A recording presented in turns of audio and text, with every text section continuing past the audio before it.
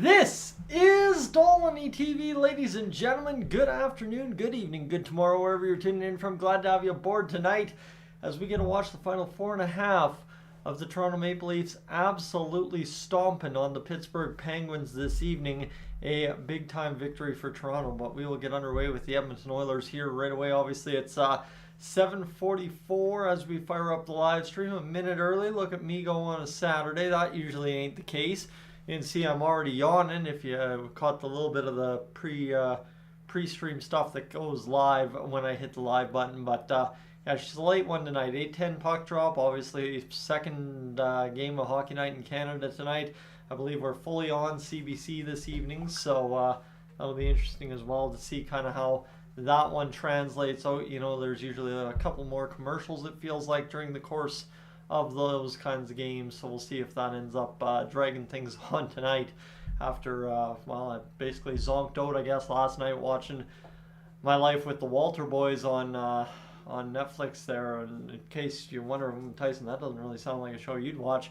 Well, let me tell you, it's filmed quite a bit in Crossfield, Alberta, and for those of you that know, I play ball out there in Crossfield, and let's just say I watched a lot of that TV series get filmed over the past little bit, so pretty interesting. And as well, if you want to go check out the series on Netflix, do that, and then take a trip down to Crossfield and go comb through kind of all the movie history, I guess, that's in Crossfield right now, with the mural for Silver Falls still staying up. Obviously, there's still kind of decorations from season 1 there as well, so keep that in mind.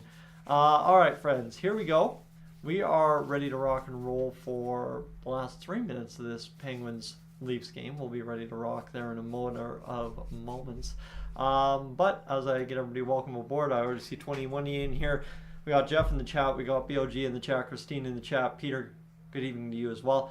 Mr. Doom's in the chat. And Crazy Polite and New are in the chat as well. Friends, as far as if I'm going to stream past the first period, Kelvin Pickard is starting tonight. Not saying I have no hopes for him. I'm just simply saying if the Florida Panthers find a way to get to Pickard early and often, it might be one of those games that's not necessarily a bad night to slide on out and kind of make a little easiness of a Saturday night, get a good bedtime after watching the game on the couch kind of thing. But obviously, I don't think that's going to be the case tonight. As much as I can say I'm prepared for that, it's not going to be the case. The OILERS, you saw how hot they were running in that 8-game win streak, and you know what? It might as well have been 9, if not for the goaltender in net for the Tampa Bay Lightning. And it don't matter that our goaltender faltered any other goalie in the NHL. That is a 9-5 victory for the Edmonton OILERS. So it's kind of the beautiful thing here. You can say what you want about the Florida Panthers goaltenders.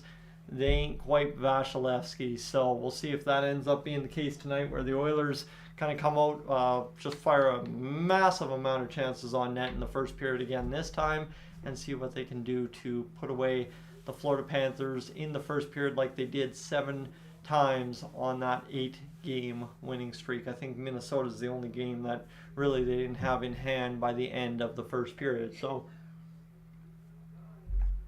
jug of water continues along with me this evening.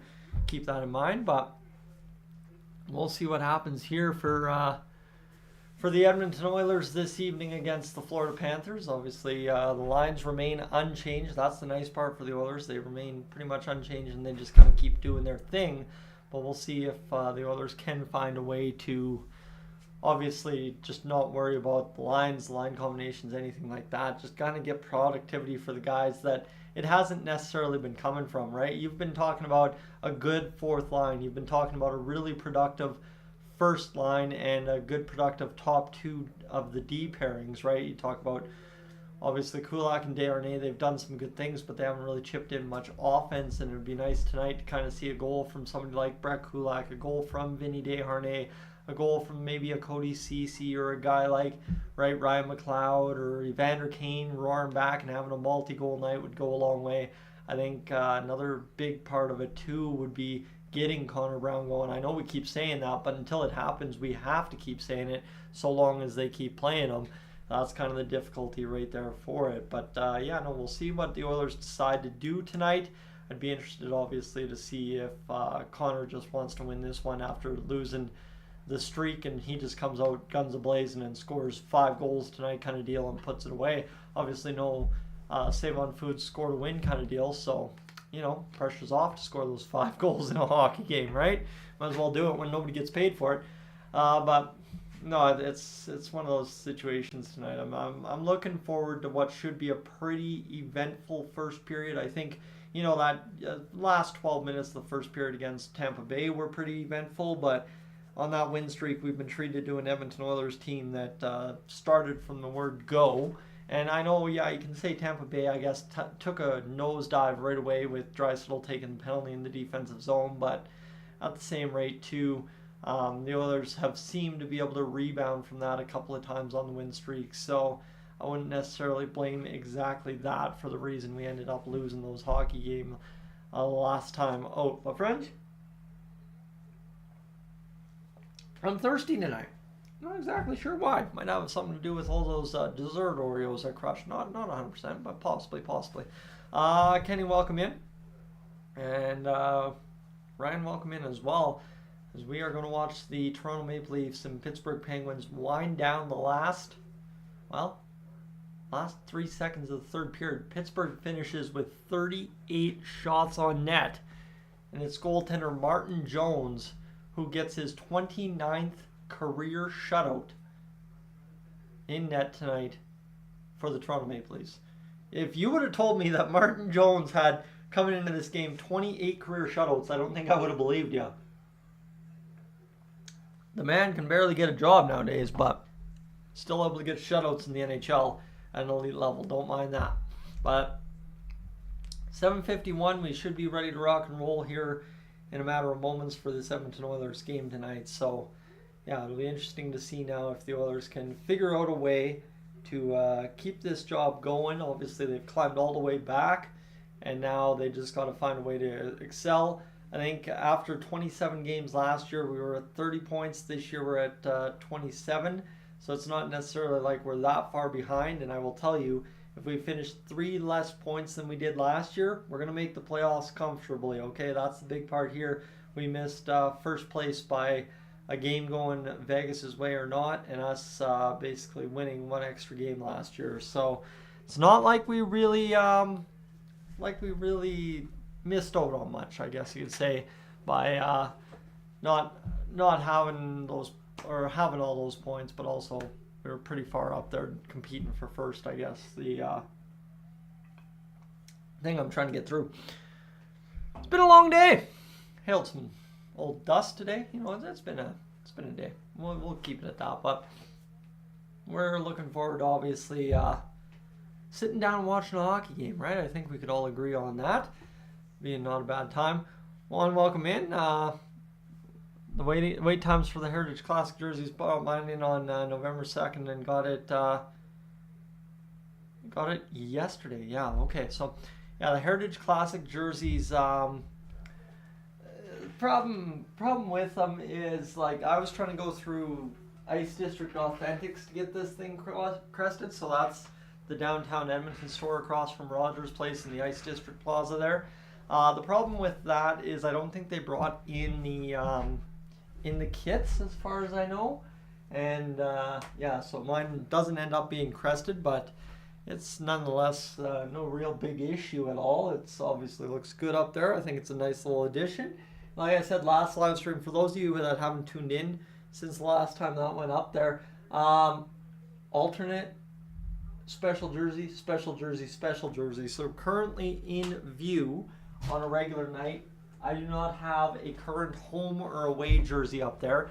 It's kind of my thing, though. I'm one of those jersey nerds that loves the alternate designs, the kind of different designs, would you rather kind of deal, as opposed to the classic home stuff and the home away stuff as well. But it is what it is, right? I'll probably add one more jersey here sometime in the new year. Not 100% sure, but we'll find out.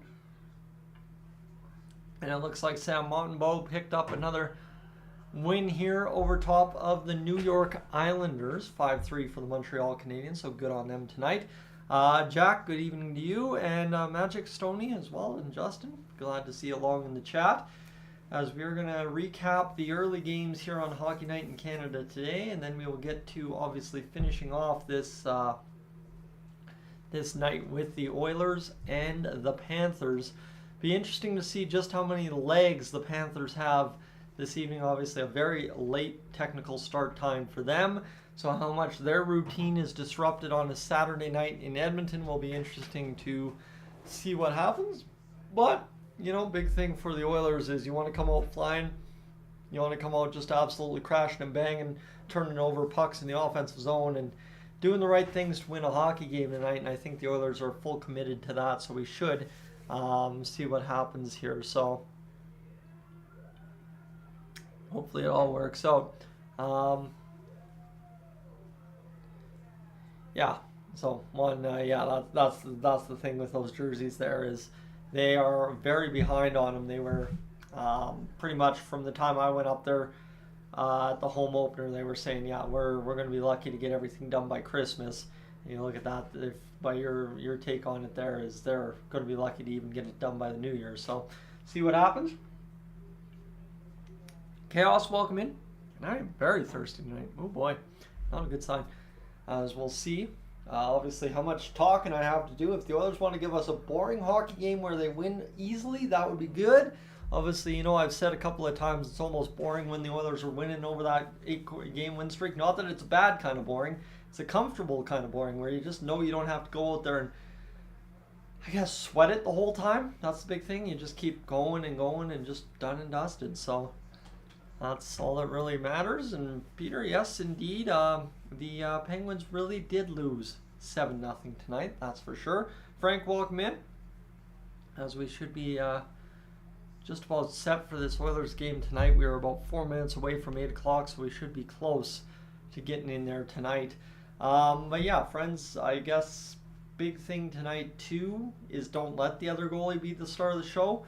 You know, once in a while, if it happens every few times a season, that's fine. And a goalie like Vasilevsky well earns those kind of nights. But if tonight you allow the goalie to be the star of the show on the other team, you gotta find someone like Kane or Hyman to crash the net. And not exactly saying Hyman meant to do what he did to who was that last year? Was it the Philly goaltender?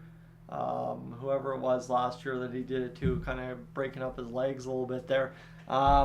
Obviously, don't necessarily go out of your way to do that, but get into those situations that could possibly cause that, right? Go out there and push the line and see where it lands you, right? If the Oilers, it's not going your way, try and ruffle some feathers in the crease, right? Throw the goalie off their game. See what happens. Good teams do it in the playoffs all the time. I don't know why after losing your streak you couldn't find a way to do it tonight against the Florida Panthers, especially if the other goalie so far at that point is the star of the show, right? After all, it is hockey. Contact's allowed, obviously not malicious contact, but you get where I'm going with it. It is something we could definitely go out there and try and target. Not saying the Oilers are necessarily going to do it, but you just never know. All right, friends. Kurt, welcome in. Glad to have you back along for this one. And yeah, we should be good to rock and roll here in a few moments, hopefully, right? Like I said, not 100% sure when this game starts. I know Jack Michaels is saying it's an 8:10 scheduled puck drop tonight, but as always with Hockey Night in Canada, that sometimes is subject to change. So we'll see if that ends up being the case this evening, but I think we'll be good to rock and roll. And there's an Oilers family going to the hockey game here for some reason. I'm not sure what this is an ad for. I've never really seen this. It's a JW Marriott ad on Sportsnet Plus. Oh, you got to be kidding me there. I would not have expected that on Sportsnet Plus. Book your hotel through Edmonton's best hotels. Oh, that website. Yes. Now I know where we're going. I get it. But all right, friends, we got nothing else here. We got, of course, some ads for you know what. Every hockey game, it's the only ad you can't get away from. It's everywhere and everywhere all at once, so tough to go, but yeah, we'll keep rocking along here, friends. I'm sorry, I should have more to say, but when you're on the win streak we are and we're doing what we're doing, it's really nothing crazy in terms of the lineup, right? Calvin Pickard starts tonight. He's 1-2 on the season, 224 goals against average, 918 save percentage. The Oilers, by every metric, seem to be a little bit better than the Florida Panthers. Actually, no, that's a lie. I did not read the second line. The Oilers scoring 3.52 goals per game. The Panthers 2.93. So the Oilers should be able to come out flying tonight. You score 4, you're probably going to beat the Panthers. I'll tell you that. The Panthers' goals against per game as well. So if they get buried in that first period, it's going to be a long climb back for them. 2.62 goals against per game is their average. Ours creeping back up 3.41 because of the 7-goal effort for the Tampa Bay Lightning. That's what I hated about the empty netter there. The last one that made it 7-4, but again, you had to go for it just the way we were flying around that last few minutes. The power play percentage for the Oilers, 29% this year, so not too bad. The Panthers down at 17.6, and obviously the Oilers getting cracked on the penalty kill last game out, 79.8, the Panthers at 81.0. So that's where we see what we'll see happen tonight. We're going to get right into the intro tonight about the Oilers. And we're going to see what this Edmonton Oilers squad can do for us tonight, as they're going to show some Flames highlights, scoring on Jack Campbell. Not that that's really highlight reel, is it? Is it right now? I'm not 100% sure, but I guess it is at this point. And we'll see what the Oilers have in mind for finding us a winning hockey game tonight. Hockey night in Canada, the nightcap, right? That's what we always call it. Hunter's in the Santa suit this evening. Interesting to see. We didn't see that last time out. There's a guy in the Grinch suit. I guess is that Banjo guy? I think that might be Banjo guy in the Grinch suit. I'm not sure. But good to see you guys throwing in your predictions for the scores here in the chat. Let me tell you, we got pictures from inside the Scotiabank Saddle Dome right now. Always a good time to see inside there. It's a rink that I'm pretty familiar with nowadays, living down here in southern Alberta, unfortunately. But what do you do? When somebody invites you to a free Flames game, or somebody says, hey, let's go to the Flames game, and you got nothing going on Friday, Saturday because the Oilers aren't playing. Hockey at the end of the day is the hockey, especially when you can get to appreciate the NHL, despite how terrible the Calgary Flames are. But we'll leave that one aside. Second start, last 4 games for Calvin Pickard, who stopped 25 of 26 shots on December 10th versus the New Jersey Devils. And it was his first win with the Oilers, might I add. Chris Knobloch, by the way, is also the after-hours guest this evening with Scott Oakes. Keep that in mind as well, friends, as we should be able to enjoy that late in the evening. So, Stoney, I'm going to note that, but I'm going to forget that. I guarantee that. I'm going to note that you've got Pickard down to score the empty net goal tonight, but I will note down that I'm going to definitely forget that. So please come out with the I called it at the end of the stream if you can. Below average this season, 517 points percentage at the 30-game mark for the Tampa Bay Lightning. It is their lowest since 15-16 right now. So a tough go for them overall right now, but they're looking to obviously bounce back and get the job done. And I'm not sure who all these people are on our television screens right now. It looks like they're parents of some kids or something. Or John Cooper's family or something, who knows? Not really 100% sure here. But yeah, we should be ready to rock and roll for tonight's hockey game here in a little bit, friends. We've got the gentleman on the panel right now just discussing things as we get set up. Obviously, we should have the Anthems tonight in Edmonton and the land acknowledgement, and then we should be off to hockey in about 7 minutes time is where it goes. And of course, for those of you I'm seeing Cal sit here and say, I'm wearing my red. Well, of course I'm wearing my red. It's just kind of the day in the closet that this comes out every so often. Wear it with pride on my chest, as I always have. So no worries there, friends. Is when I'm wearing my red shirt, you know which shirt it is. At the end of the day, don't worry about that. You gotta always remember where you came from, right? So, Ace, good evening to you, as I don't think we've missed anyone in the chat here. Actually, we did. We missed Raymond in the chat talking about Antti Raanta getting put on waivers today. Well, friends, Antti Raanta getting put on waivers, that would more or less, the equivalent of that right now would be the Oilers claiming him and having Jack Campbell 2.0. That's kind of where Raanta's at right now. I'm not saying that he couldn't be better. I'm not saying that the Oilers shouldn't take a chance on him if they want to. I'm just saying, why bring another circus to town that you don't need to? There is something coming in the Oilers sphere here that will eventually force some kind of move. I almost guarantee that, I guess you could say. Almost guarantee that we are going to have a situational thing where the Oilers are going to have to make a move probably just after Christmas, to be honest with you. So here we go. We got the final home game of 2023 for the Edmonton Oilers tonight as well. Keep that in mind. It is the final home game. I'm just seeing that on X. Obviously, you'd think I know what the schedule is, but I've just been taking it literally one day at a time. That's been the beauty of it. I think I've done one video all year where I sit there and say, here's what's coming up in the month, and it's just kind of been the best part of everything is I'm just going one step at a time all year and trying my best to stay in the moment, because last year went by way too fast despite feeling like it was always dragging on. So we'll see what happens. But friends, for those of you aboard here, yeah, we should be good to go here, and we should be good to go here in a little bit. I'm just seeing some stuff on the television that I'm trying to make sense of. And yeah, we are about 5 minutes away from puck drop for the Edmonton Oilers game tonight.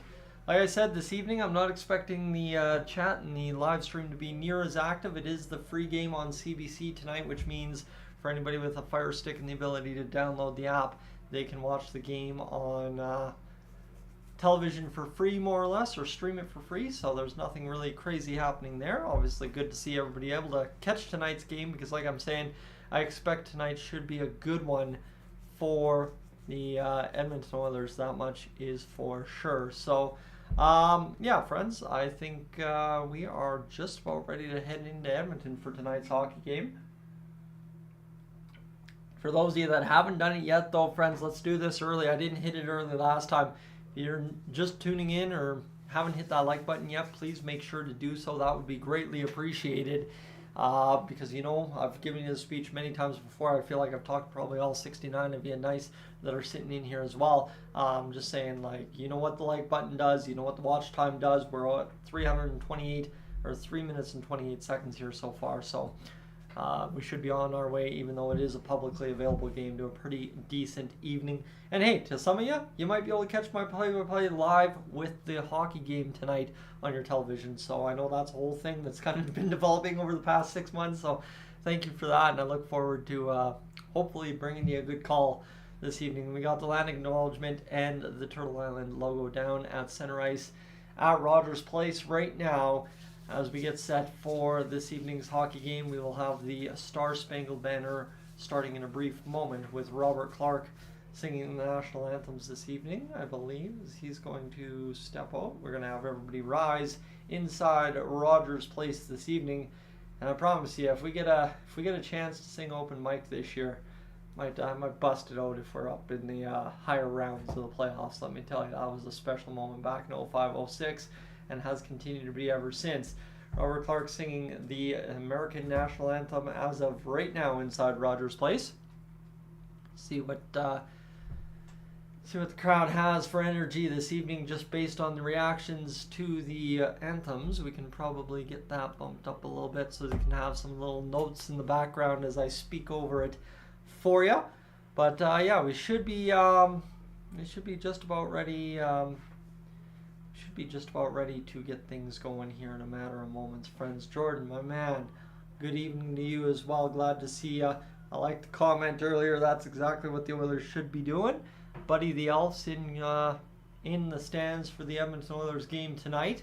So he's all jacked up to come on down from the North Pole and check out, well, maybe his first NHL game. Maybe his cousin, the other Buddy the Elf. Buddy there might have checked out a hockey game before. I don't know. I thought every elf is named Buddy. I don't know. But yeah, we are ready to get going here in a matter of moments, friends. I'm just rambling now because we're already 25 minutes into this pregame, and we're about ready for hockey. So like I said, it was going to be a little bit of a delayed start. For those of you back home, it'll probably start at 8:10, I'd assume. I'm about, I figure, a minute and 10 seconds behind tonight. So just kind of as you finish off syncing up. We've got Chris Knobloch on the bench right now, and Calvin Pickard now on our television screens, ready to start this hockey game for the Edmonton Oilers. That's the beautiful part. The flag unveiling inside Rogers Place right now. There's Buddy Boo with the hair and the glasses and the whole 9 yards. And we should be ready to rock here in a matter of moments. Kyle, welcome in. Friends, again, if you are just tuning in and you're thinking about throwing, if you're throwing in something in the chat and I don't get right back to you, again, the play-by-play, I try to focus a little bit more on it nowadays. Obviously knowing how much it means to everybody back home to be able to listen to the game if they are unable to actually get any description of the hockey game. So here we go. Connor Brown on the bench. There's Sam Gagne as well. We got everybody enjoying the anthem as everybody sings it loud and proud to close out things at Rogers Place for the pregame. And I mean, Rogers Place pregames are always fun, and they seem to go by really quick when you're in the building. And we'll obviously see if the crowd gives a rousing standing applause for this one, and that looks to be the case tonight. And Robert Clark with a hand up to say thank you. So here we go.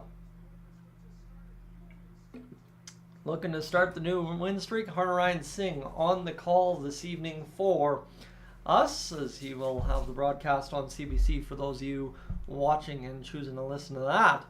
And if you're choosing to listen to Dolynny TV, well, Sergei Bobrovsky's got 13 wins, 8 losses, 1 loss in overtime, extra time this year, 256 goals against average. So like I said, you know, the Panthers give up very few goals. He's been solid.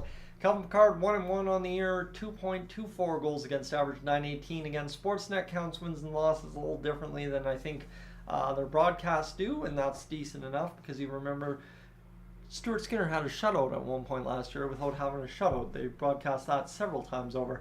Matthew Tkachuk drawing on to the ice here for this face-off. We'll have it down at center ice. Connor McDavid ready to take it. Referee skates in. Sam Bennett, Connor McDavid at center ice. One back by McDavid. The defense in charge of it. Bouchard's going to fire it off a Panther. It's going to be immediately offside at the Panthers line. Connor McDavid touched up, and we'll have the face-off just outside of the Panthers blue. As Chris Knobloch looks on, that was just a weird little flip there that bounced off a player. Hyman tried to carry out of the air. Didn't do that, and obviously it came right back in for an offside. Oilers win the face-off again here as it'll be a D-to-D, and now we're off and I'm running. The dump in into the Panthers zone. This one near sideboards. Hyman's going to get going down low. See if he can do this. Here is the bounce off the check there. Ekholm tries to push off his man. He does it. Ekholm to the middle. Hyman can't grab the puck though. Swims around the defender into the near side corner with it. He'll go in behind Bob, who comes back up in front. Bounce off of Bobrovsky, and the other way come the Panthers. Bennett's going to carry out of his own zone. Flip down off of Bouchard. Bouchard's going to defend it astutely, taking it chest to stick, and then pushing it into the corner off a bad bounce. This one near side board bounce for Zach Hyman, who can't get it out of the zone. That was a problem for the Oilers last game. Shot saved by Pickard right out of the gate. Bennett buys a bounce, but it ends up on an Oilers tape, and they will just dribble it all the way down to Sergei Bobrovsky. Out to play it astutely right there, skating right into it. Momentum back the other way for the Panthers. Janmark takes it off the stick of Verhaeghe, who will bounce it back in behind for Darnell Nurse over to Cody Ceci. Ceci will lift ahead into center ice just off the stick of Janmark. It goes all the way to the far side. Rodriguez fires it back into the Oilers zone, as this one will be cut off by the Panthers in the middle of the zone before the Oilers are able to turn it back by a one quick stick. This one carried now ahead by Fogle. Button hook at the blue line. Here's Nurse shooting it. Stepped right in the lane and fired a shot. Good to see. Obviously an assertive play right out of the gate. Couldn't end up scoring that one though, as Bobrovsky turned away on the blocker. This one punched back down into the Oilers zone. Cody Ceci there to play it, and that's where my live stream will freeze up for a brief moment tonight. As it tends to be the trick on the weekends, is it's a little bit more freezious. And Ryan Nugent-Hopkins looking at that chance there as he shaking his head at something. That one fired down off of Bouchard. It went right onto his stick, and then he directed it into the corner. And this one, a good shot there for the Panthers. The first save of the game for Calvin Pickard. And there's Darnell Nurse right off the blocker, Bobrovsky, who just came out and made a really sound, quick save. This one near side pass for the Panthers. They're going to line it up along the near side boards in the neutral zone. Spin move by Kane to direct it in one-handed. And this one now in behind is, well, that was McLeod trying to throw the body. Almost had the puck knocked off the carrier's stick. And instead it'll be flipped up off the glass and into the benches. So we'll have a stoppage in play with 2 minutes gone here in this first period of play. Kind of funny to honestly think that the Oilers are already only 2 minutes into this hockey game. And really, compared to that Tampa game, there hasn't been quite the fireworks that there were last time round. So we'll see what happens here on this face-off between Stenlund and McLeod. 18 minutes to go in the first period, as it'll be a face-off to the right of Bobrovsky. This one with the face-off now down to the near side, or far side boards, actually, in the corner there, as the Panthers just barely get it past their blue line. The Oilers quickly back the other way, skating with it back to his own blue line is Kane. Over to Desharnais, near side pass to Brown, who fires it in, spun off the puck there. And now Bobrovsky fires a weird pass that just loses the defender more or less in position. This one comes bouncing all the way back down low to Kane, who fires it off the boards. That spun around Kulak, and it'll come now to Vinny Desharnais in his own zone. Bad pass, ends up on a Panthers tape. Trailer comes in, shot, fired wide, and the Oilers lucky to escape there, as that's a big hit for Kane along the boards. The Panthers fire another shot. They don't get it towards the net cleanly, and Kulak's dealing with the man in behind. That's going to be Desharnais, and Kulak tying up the man in the far side corner. Now McLeod there assisting. Kane trying to keep traffic going north. Can't do it as the Panthers fired a shot on net. And it comes to the near side wall as the Panthers roll around in behind. Far side, Florida trying to keep the Panther attack going, but it's not working out too productively as the Oilers are able to escape their own end. This one bounced back into the Oilers' end for a brief moment as Bouchard gave off to Matthias Ekholm, and this one's just another shot up the middle there from Ekholm that doesn't get through. The Oilers are going to try the same play twice with Sam Gagner, the man running to the puck. He gets kind of enough pressure to almost turn it over, but Rodriguez will fire it up the middle, and that'll allow Verhaeghe to the far side. Ekholm's going to backhand this one down low to Picard, who disrupts the play, fires it out of the zone down the length of the ice, and that very well might be icing. No, it takes a last-second hop off the boards. Florida Panthers player let up on the play, so the way the icing is waved off, and Tkachuk's across the Panthers' offensive blue line here into the Oilers' zone. He fires a shot wide. Nugent Hopkins coming back the other way, 2-on-2, 3-on-2 for the Edmonton Oilers. Here's McDavid drifting a shot on net. Nugent Hopkins is robbed on a sprawling save from Sergei Bobrovsky. Absolutely unreal, and Matthew Tkachuk is off at the blue line. But what an unreal play there from McDavid to perfectly feather it into a shooting area on a rebound opportunity for Nugent Hopkins, who, I mean, was by every definition denied. And Kane as well, a massive hit there along the wall, just absolutely erased one of the Panthers players. And McDavid, a great pad shot, puts it onto the tape for Nugent Hopkins, and he ends up denied point blank by the glove of Sergei Bobrovsky. My goodness, what a good chance there for him. 5th career 4-assist game for Nugent Hopkins, December 8th against the Minnesota Wild, as this one's chopped back into the neutral zone. 15:47 to go here in the first period of play. That will be an icing call against the Edmonton Oilers. Bobrovsky knew it was going to be all the way, and we have a stoppage in play. All right, so we have a first period that is scoreless through almost 5 minutes. That's something unusual here so far over the past 9 games for the Oilers. And we'll see if this changes here at all. The Oilers obviously took into the second period to get into gear offensively last game. We'll see if that ends up being the case yet again tonight, as this one's won back by the Panthers. Shot from the slot, blocked in front. They're going to rebound it and fire it right into the crease area, but it was up sky high, and it ended up punched back to the blue line. This one back to the blue line now, as the Oilers will fire it down the length of the ice, and again, that will be an icing call with 15:24 remaining here in the first period. The Oilers have 4 shots on goal, the Panthers 2, and the Oilers are thankfully tied 0-0 at current, because you know what happened last time. There's a shot again. Actually, it went sky high off of the blocker of Picard. I didn't realize he got a part of that, but I guess he did. We'll have a face-off to his left here in the Oilers zone. 15:24 to go in this first period of play. All right.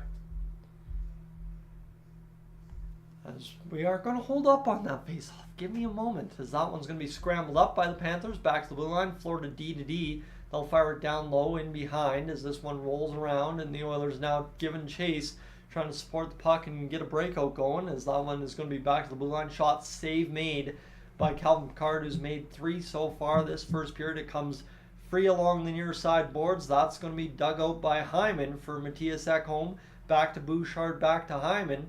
And this one comes back up out of the zone, and that will be worked ahead now by Hyman, who had punched it ahead just with a couple quick strides. As this is now Matthias Janmark going in on the attack. He takes his man down with body contact and aid to the stick. Verhege, however, still gets the shot. Sorry, that's Lundstrom. Still gets the shot on net, and now all of a sudden Cousins runs into Picard, jamming away for a rebound, and we have a whistle blown, and it looks like there should be something on that play, as this one comes right in front, and they're going to show this maybe here, I don't know. Stenlund ended up playing this one back to the point the shot comes in, and then this one from the side from Luster-Reinen, comes right free, and then it's punched away by Picard, or did he freeze that? He actually froze that, my pardon. And we will have a stoppage in play with 14:42. The face-off, though, worked back into possession for the Florida Panthers, who do a double tap off the end boards to keep possession, and they will fire it down low in behind Picard, who's going to look in front to make the save, and instead the Oilers defense just gifted Florida a backdoor goal. The Panthers rolling around within about 10 feet of the net make that play happen, and that is as brutal of a start to the hockey game as you're going to get. Pretty much just putting it on a silver platter for a guy like Carter Verhege, who can score 40 in a season nowadays, and that's a tough go for the Oilers. A lost face-off, a slow reaction from Cody Ceci, slower reaction by Leon Draisaitl in behind. Like I said, that double tap off the boards, and then, within 10 feet, Warren Fogel's slow backtracking to the net, taking the stick away from Verhege, who's able to score right in front. So, tough start. Obviously, the Oilers have plenty of time to get things going, and we know they did change things last time out with the game against Tampa Bay in the second period, so we'll see if they can change that. And then I did like the comment earlier today, bury the Panthers in the second if they get the chance, as Ekman Larsson picks up assist number 8 of the season. The Oilers rolling around the zone. They're forced out on a block shot. Desharnais will fire in. It will be a slow puck behind Bobrovsky. This one now back to the blue line. Desharnais is going to fire their shot. It goes to the far side corner, as Ekman Larsson will pick it up and take a hit. Kind of a flying almost elbow there from Ryan McLeod, and he flipped it up and out of play there for the Panthers. As it is 1-0 for Florida with 13:52 to go, friends. I'm going to take a second to run upstairs and go grab more water and quickly blow my nose because I seem to be a little stuffed up tonight. Give me a few moments here. I'll be right back.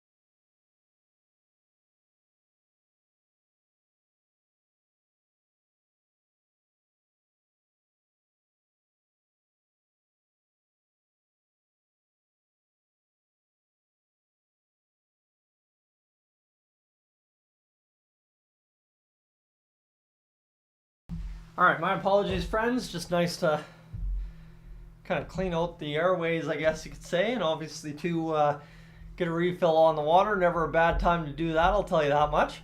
But friends, for those of you that have tuned into the stream since I started the game play-by-play, thank you for tuning in. Appreciate you being along for the ride. As always, it looks like a lot of regulars along for the ride tonight, so that's huge. Always appreciative of everybody coming back and tuning in, game out. Friends, I missed giving you the watch time update to start the hockey game, but just to give you the watch time update right now as it currently sits, times 4.1. How about that? We've got 33.96 hours on the old live stream right now, so you don't mind seeing that at all. So give me a second here. Delete that. And we should be good to go as the face-off is down in the Panthers zone, but it will be a stoppage as the puck was not dropped fairly or something. So there you have it. The Panthers, of course, score their first goal in over 2 hockey games. So that's always a good,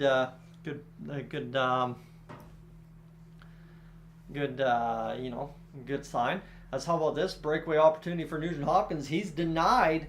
13:34 to go in this first period, and the Oilers get a really good second-looking opportunity there as McDavid backtracking in his own zone. This one will stop in behind. This one now backhanded by the Oilers defense there off the stick of the Panthers player. And this one will now be picked up by Connor McDavid. He'll cut to the inside, outside kind of deal there.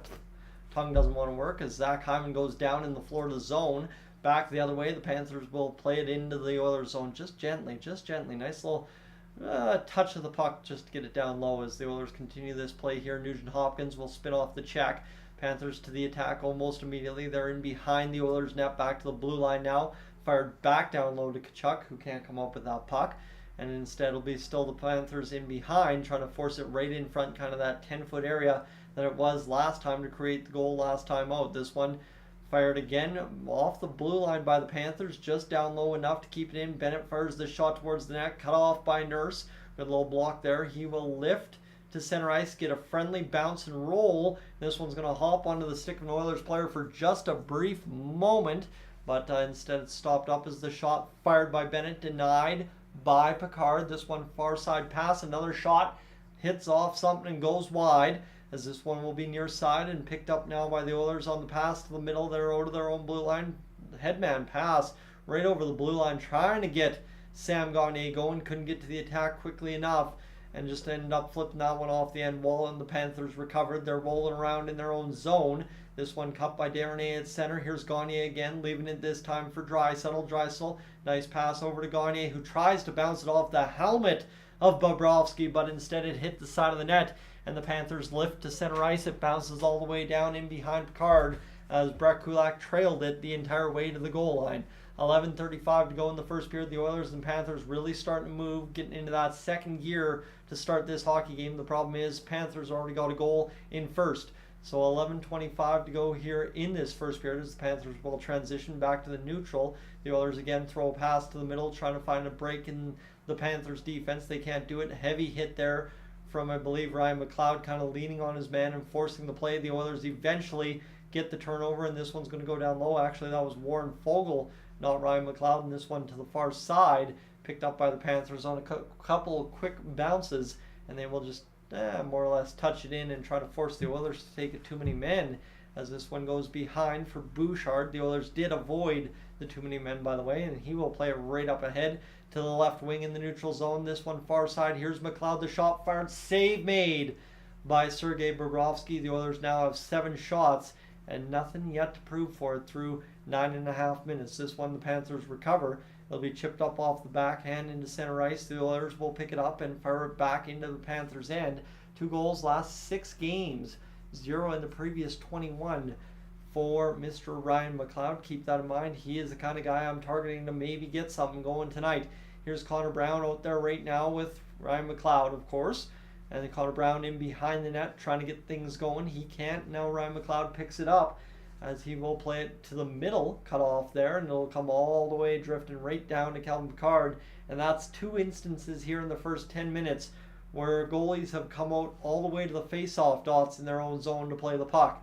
So both teams kind of content to play the game more or less with a quarter of the ice missing almost in terms of getting dump-ins down into each other's zone. This one works for Hyman, far side boards, trying to get this going. He's battling there, can't seem to do it. And this one's going to come to the middle, and it seems like Zach Hyman might have taken somebody out in the Panthers zone. Somebody's slow to get up back behind the play, as it's going to be Cody Ceci picking this one up, playing it to center ice, more or less. And this is going to be Connor McDavid now picking it up ahead. He's getting hooked. He's drawing a call. The Oilers to the attack, though. Nugent Hopkins wise not to push that to the net to try and set up the odd man attack. And Nugent Hopkins keeps it alive one last second before the Panthers pick it up and start transitioning back the other way to stop the play dead with a whistle for a penalty. So Connor McDavid doing Connor McDavid things, moving his feet, draws a penalty, and we will have a stoppage and play here.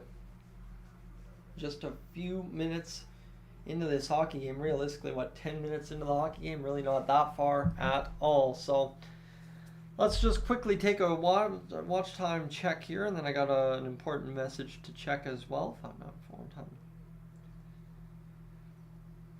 We're up already over 40 hours, so not too bad at all. And oh boy.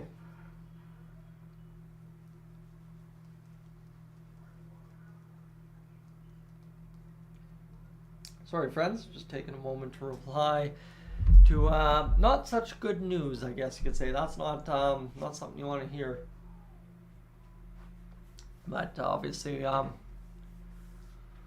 obviously see what happens as friends. The Oilers need a goal. I think that's pretty evident. The Oilers need to find themselves a goal here in this first period, at least going to the intermission tied, if not with the lead. That would be mighty fine if they could do that, that's for sure.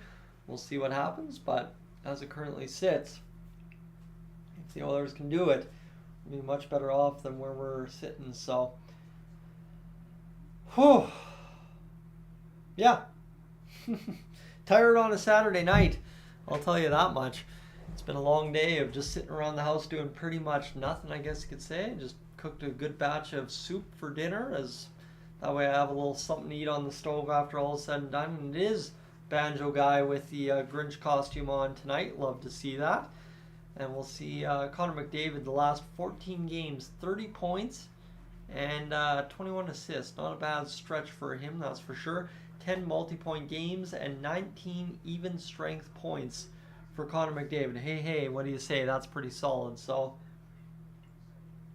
here we go, friends. Everett, if you're saying it's a good stream now, let's get a power play goal and make it real good right off the hop, as we'll get back to even if we can score on this 2-minute power play. The Panthers, though, do the exact same thing Tampa Bay did on the first power play last game out. They win the face-off, clear the zone, force the Oilers to reset. And you know the Oilers' entries into the zone on the power play this year have not been nearly as elite as they once were. Instead, they go to the Draisaitl-Hyman play, and that'll allow Connor McDavid to force the puck on the far side on the soft dump around behind the net to try and find possession here. The Oilers doing a lot of digging down low. They come up with the puck back to the blue line. There's Bouchard. Bouchard walking the line. He'll go over, dish to Nugent Hopkins. Down low in front to Zach Hyman. The shot comes in, and Nugent Hopkins handles it off the block shot from Bouchard, as this one comes back to the blue line again for Bouchard. Bouchard over near side to Draisaitl. Draisaitl's going to spin. Play it down low for Hyman. Hyman directs off the boards. It comes back to Draisaitl. Taps it up back high to Bouchard over far side to Nugent Hopkins. Nugent Hopkins back high to Bouchard. Rips the shot. Looking for a weird deflection in front. Couldn't get it at the side of the net. And here's McDavid back to Bouchard now. Bouchard over to McDavid. He'll walk down the left-hand face-off dot, and that will be shot on. And Bobrovsky, a difficult save, but he makes it nonetheless. And we'll have another stoppage in play here with 50 seconds remaining in the Oilers power play. Not so good so far. So first really good chance there. Connor was trying to do the 5-hole play. I don't think he's had quite as much success this year beating goalies on that play as he did last year. Kind of sneakily added that to his game and was a weapon with it all last year, obviously scoring how many goals he did. This one back to the blue line now. Pass over far side to Kane, who's got 45 seconds to work with as the second power play unit gets some advanced time on ice. Kane looking down the left wing. He will look to the center, gets onto the tape by Ekholm, who fires a quick little snapshot. Ended up getting into the paths of Bobrovsky, and the Panthers clear to center. They're going to work this one down the right wing and fire it into the Oilers zone. Picked up now by Darnell Nurse. 22 seconds to go here in the power play as Nurse will headman over to Gagner, near side blue line. This is going to be spun over to Evander Kane. Gagner back at the blue line, far side now to Nurse. Near side to Kane. The shot drifts in. Save made by Bobrovsky. That one didn't have much of danger spit on it, but save made nonetheless for Bobrovsky, and a 10th or 11th shot of the game put up for the Edmonton Oilers here in this first period. Liz, welcome aboard. I don't think I've missed anyone else here so far. I think we're good so far. Everybody chatting amongst themselves. Gillis TV in here tuning in. Of course, talking about Travis Kelce. That's all the man does. Jeez. Talk about the best tight end in the NFL or something. I don't know. Something about that guy. 7:18 to go here in this first period. 5 seconds remain in the power play. 10 shots on goal, 6 saves for 6 shots against Calvin Pickard. 5 of them are saves. 1 goal for the Panthers, 0 for the Oilers. Tough scoreboard so far. Oilers need to find a way to level this game, but instead the face-off, one directly back all the way to Cal Pickard. He'll pass it off. Sasha Barkov off. And this one is going to go down low to Bouchard, playing it, bouncing off the boards. Here comes McDavid out of the penalty or power play.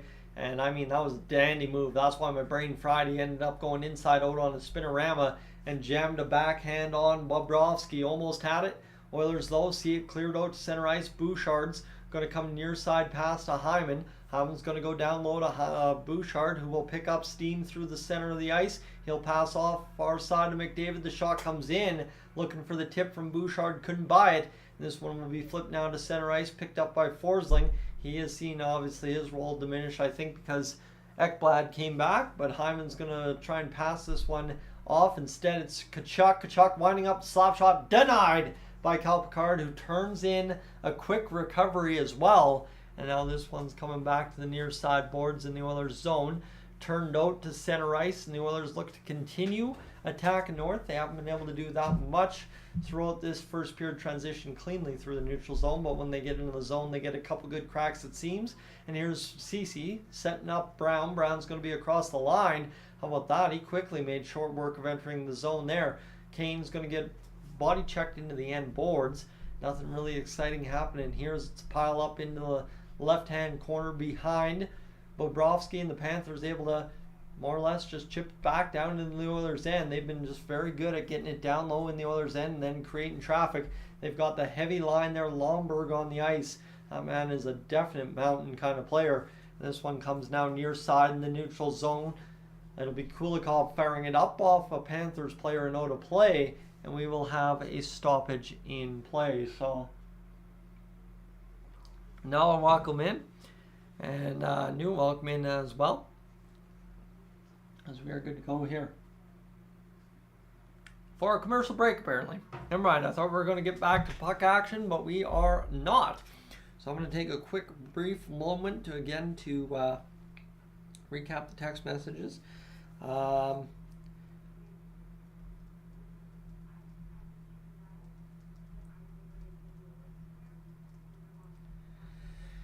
Alright, for those of you tuning into anything Condors down there in Bakersfield, I am getting word that things are not going well tonight for the boys in the orange and blue in California. So keep that in mind. I know Ken Holland keeps saying week to week, but you gotta figure that it's the end all be all for Jack Campbell. The writing's on the wall, and the Oilers are just trying to find a way to more or less make the trade as stomachable for us fans back home as possible at this point. That's the only excuse you could possibly run out there. So that's where it is. But yeah, we are just about ready to get back to action here. We're just on some random Subway commercial. You know how it goes. It's obviously Hockey Night in Canada. All the commercials come out to play. That's just the way it ends up going on these nights. So friends, if you are new to the channel, tuning in for the first time, what I do encourage you to do, if I haven't asked yet on the live stream, is consider hitting that subscribe button. That would be greatly appreciated here on Dolynny TV, closing in on 15,000 subscribers. Last check, I think I was within 12 of getting it down to 1,100 to go. So it'll be interesting, obviously, to see if we can make short work of that here during the World Juniors. But as it currently stands, up to 13,892, so 1,108 to go. And we'll see what happens here. Might have to start putting a little counter down on the videos as well. So here we go, friends. We are back to action at center ice here in this one. Gio, welcome in. Glad to see you aboard, my friend. Hope you're resting up well. That's kind of the point of this weekend. We all earned it, and obviously you earned it definitely 2 times over. 5:23 to go here in the first period. We're back to action. 10-7 the shots for the Edmonton Oilers so far in this one, as we are good to go in behind the Panthers net. They're going to work near side, pass it up the boards, and get it into the Oilers zone. I think it was a tip at center ice that was allowing that puck to not be icing. Panthers load up a one-timer. That's kind of been their MO. The one-timers from the high zone, not necessarily blue line, but definitely just kind of on the edges of the slot, I guess you could say. Here's the Oilers picking up the puck, transitioning back the other way. It's going to be slammed in this time by Mattias Janmark, who just took a trip in front, even though he made a gorgeous pass to Draisaitl, but the Panthers defender just stopped skating right there. So we will have a stoppage in play. Russo, welcome in as well. I think I missed you earlier. But that's an incredibly tough play for Mattias Janmark, who was setting up a good offensive chance, got digging in, and just kind of missed his check. The man skated a little too far and ends up taking a tripping call. So we'll see if the Oilers can kind of manage to work with that and survive this opportunity here for the Panthers. Their first power play of the hockey game. The Oilers already 0 for 1. Face off down between Barkov and Ryan. This one scrambled up and going to be shot out to the center ice area. And then it bobbles all the way into Bobrovsky's stick just off the goal line in the Panthers' end. This one's going to come back the other way now for the Panthers as they will load up the attack rather slow through the neutral zone in now to the Oilers' end. Calvin Pickard fires it around, and this one comes back to the blue line. It's going to be chopped back down low. 31-33 is the Oilers' penalty kill over the last 10 games. So the Oilers' penalty kill has been on absolute fire over the course of this 8-1 and 16-minute stretch of hockey. So we'll see if the Oilers can continue that tonight, but hopefully that is the case. Here we go. Face off for Ryan McLeod against the Panthers attackers. We're going to see what we can do here. 4:24 to go in this first period. 10-8 the shots on net. $1:35 to go in the power play for the Panthers. Barkov now, as he should have to begin with, is going to draw in to the face-off dot. Ryan McLeod scrambles it back. This is going to be one back for the Panthers. However, shot fired, blocked in front by Brown. He's stung.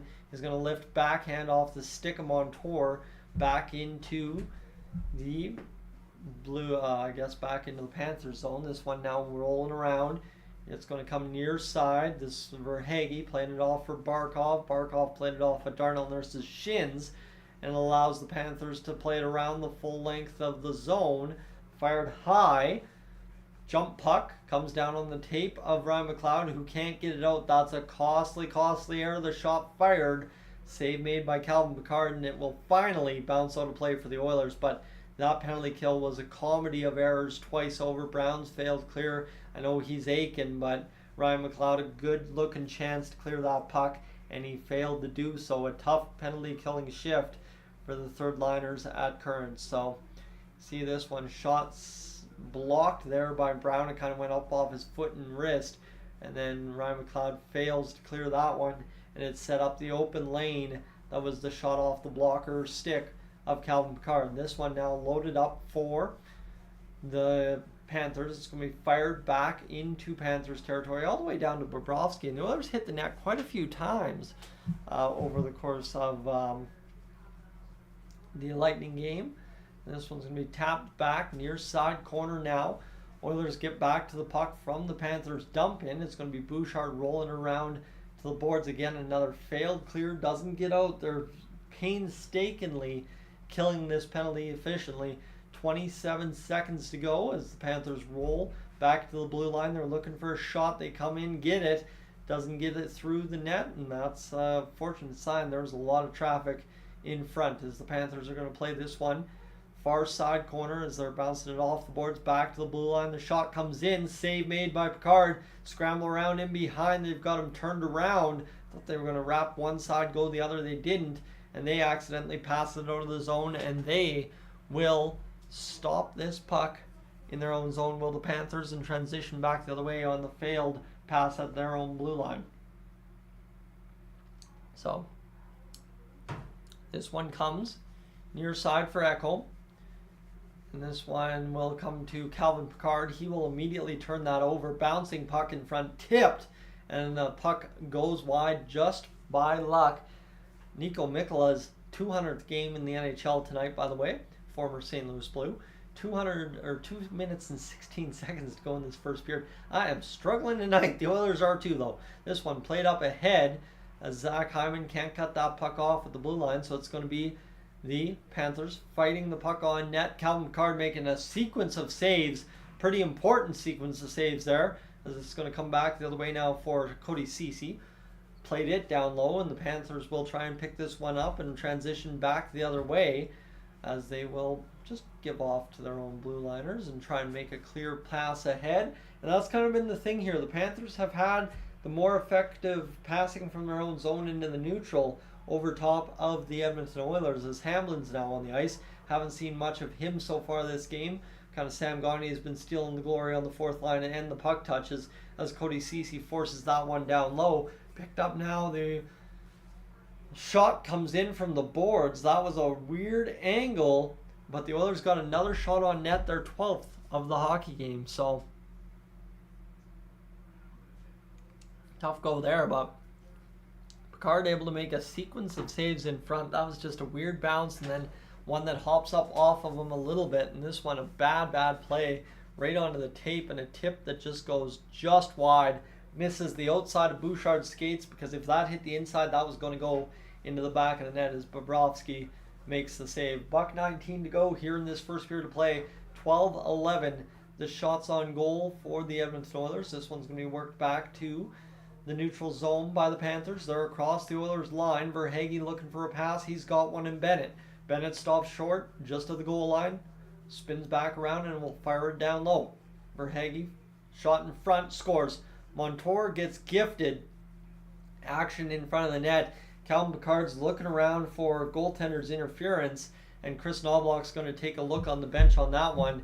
Did look like there was a bit of traffic in front of the net, so I'm not too sure. Pickard's a little hot under the collar here by the looks of it under the mask, so hold up here. But the Panthers, just again, good work by Verhaeghe and Bennett to make this play happen. Bennett spun off the check and then played it all the way down low. Lost battle down low, and Montour just never gets picked up by anybody, and he comes streaking right down the middle of the ice, as Tkachuk was all over Pickard, but I think it was after the puck went in the net, so I don't think we're going to have a challenge here. But from Chris Knobloch, you know what, the last time you didn't challenge the play might have cost you, so might not be a bad idea to challenge this one. And Knobloch's looking on, but the Oilers are going to allow it to stand.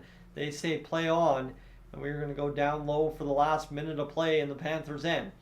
This one worked now to the near side boards. The Oilers look to dig it out. Montour's first goal of the season. Of course, I had him on my fantasy team, and of course, he scores against the Oilers, his first of the season, after doing nothing for me. Across the blue line, the Panthers on net. They're going to try and play this one in front. 38 seconds to go here in the first period of play. 12-12. The shots on net. Save made by Pickard. The scramble, and the Panthers score again. Man, I don't know. This Pickard guy sucks. I mean, that's what we'd be saying if it was Stuart Skinner, right? Right? Isn't that what we'd be saying? So, right like that, the Oilers, instead of challenging the goal, give up a third one straight here to begin this hockey game. And friends, for as much as I was interested in this hockey game because of it being an 8 o'clock start, I will tell you my interest level is about right back to where it was when we were losing, because oh boy, that was ugly right out of the gate there. There's two Panthers in front of Pickard with nobody standing around them. There's two guys within 2 feet and nobody defending from the front, just defending from behind. So that's tough.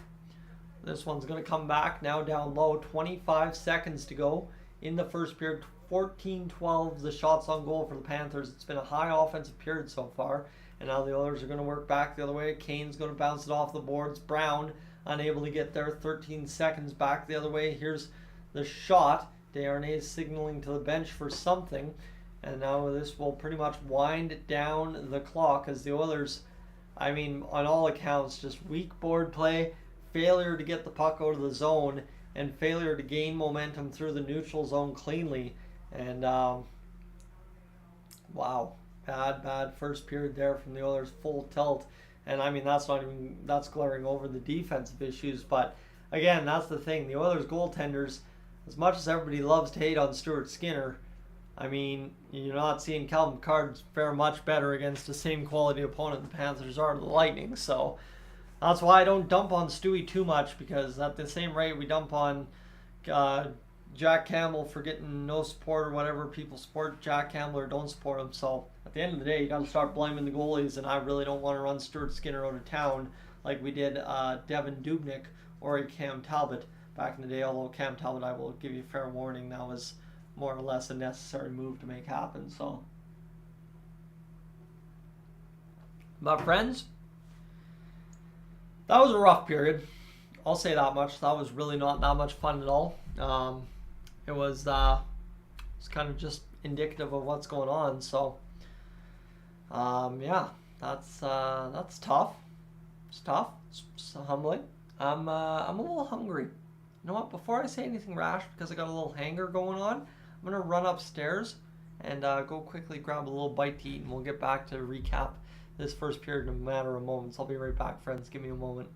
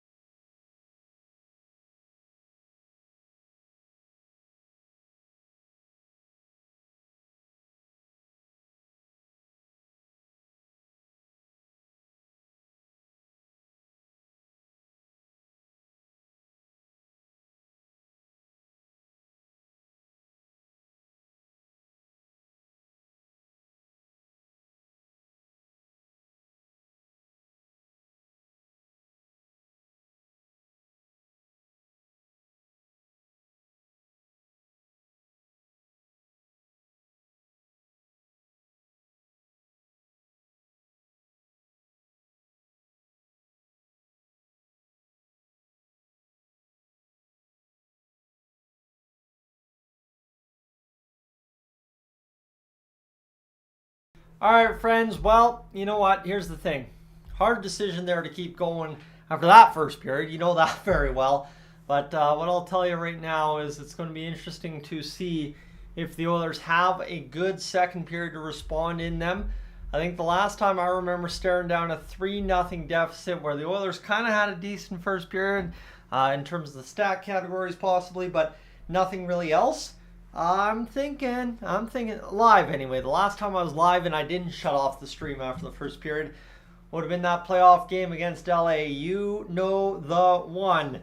The one where I said the Oilers aren't going to lose that game even though they were down 3-0. Well, you know what? Maybe a little good luck charm tonight. Let's go out there and say I don't think the Oilers are quite done tonight either.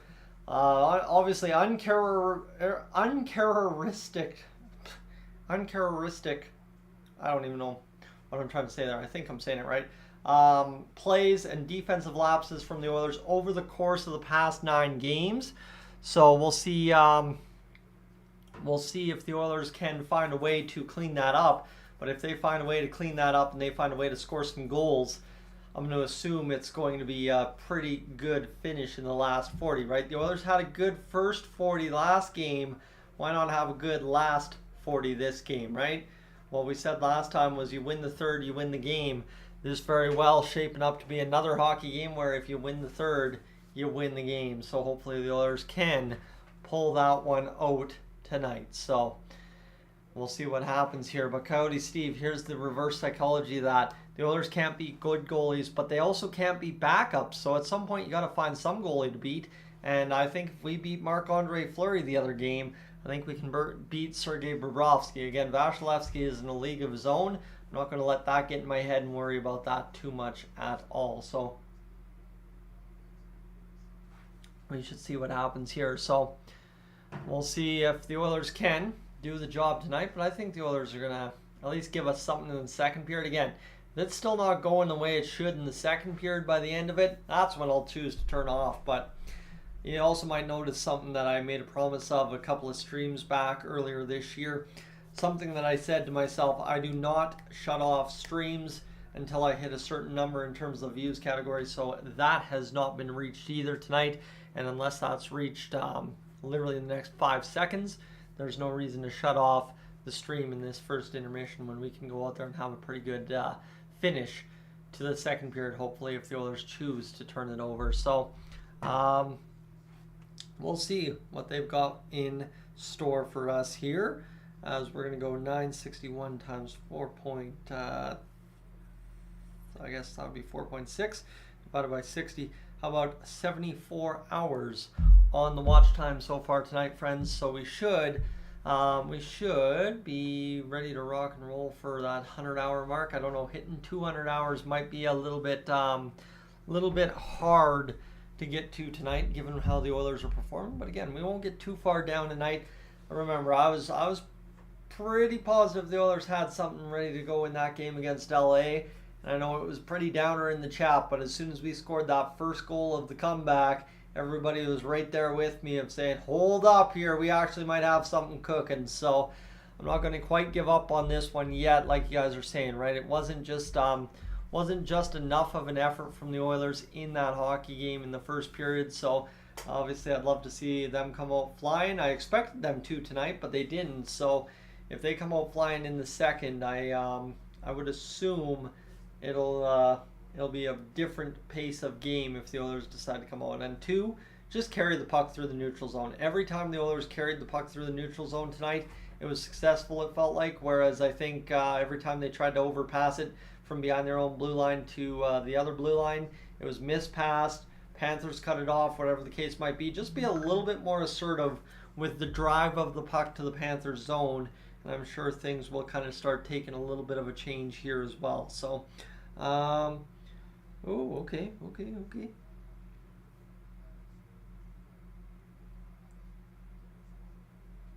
Okay. I will not say no to that. Anybody that offers to bring me Hamels from Cold Lake, friends, if anyone ever offers you to bring you any kind of meat from Hamels, do not decline them. Do not say no, because Hamels meat is absolutely fantastic. There we go, friends. We're watching the highlights of the Toronto Maple Leafs absolutely dummy the Pittsburgh Penguins. You got to remember that. And they won 7-0 tonight. So I wonder how the old fantasy hockey team looks tonight. That I haven't given you an update on. As let's go here, if it's going to load for me. There it is. 4 goals, 6 assists, 10 points, an even plus minus, 3 power play points, 27 shots on goal, 29 face-off wins, 11 hits, and 6 blocks. Not a bad night all told for the fantasy squad. Max Domi, 3 points. I've kept him since day one. I've had faith in him. Johnny Gaudreau, pretty good. How about 1 goal, 1 assist from William Nylander, 2 goals for Gabe Velarde, who I continue to forget I have on my squad still. Neil Pionk had an assist. And so far through the first period, Nazem Kadri has 1 face-off win, so not necessarily worst case scenario. Dustin Wolf not playing tonight, nor is Connor Ingram, so more than likely, unless one of my 3 goalies have a back-to-back, I am about to lose the goalie categories tonight. And oh, by the way, yeah, you know what? You got it right here. I am down heavy in the categories all told. I'd need somehow, some way, another 6 points over the course of the next little bit tonight to get this job done. And all I've got going in terms of players playing is Kerfoot and Nick Paul. So Kerfoot's already got an assist. I doubt we're going to see Nick Paul and Alex Kerfoot put up 6 points in the next few periods of play.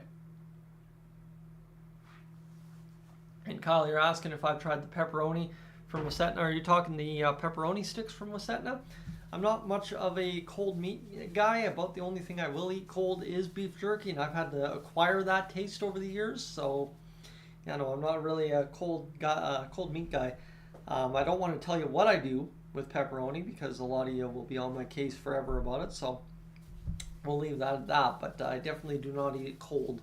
Fried pepperoni, really decent though. Fried pepperoni sticks, excellent. Yeah, that's about where we're at, eh? This Oilers game is rough. Definitely did not expect to be down 3-0 after 1. I hope the Oilers decide to show up here in the second period and not waste my time staying on.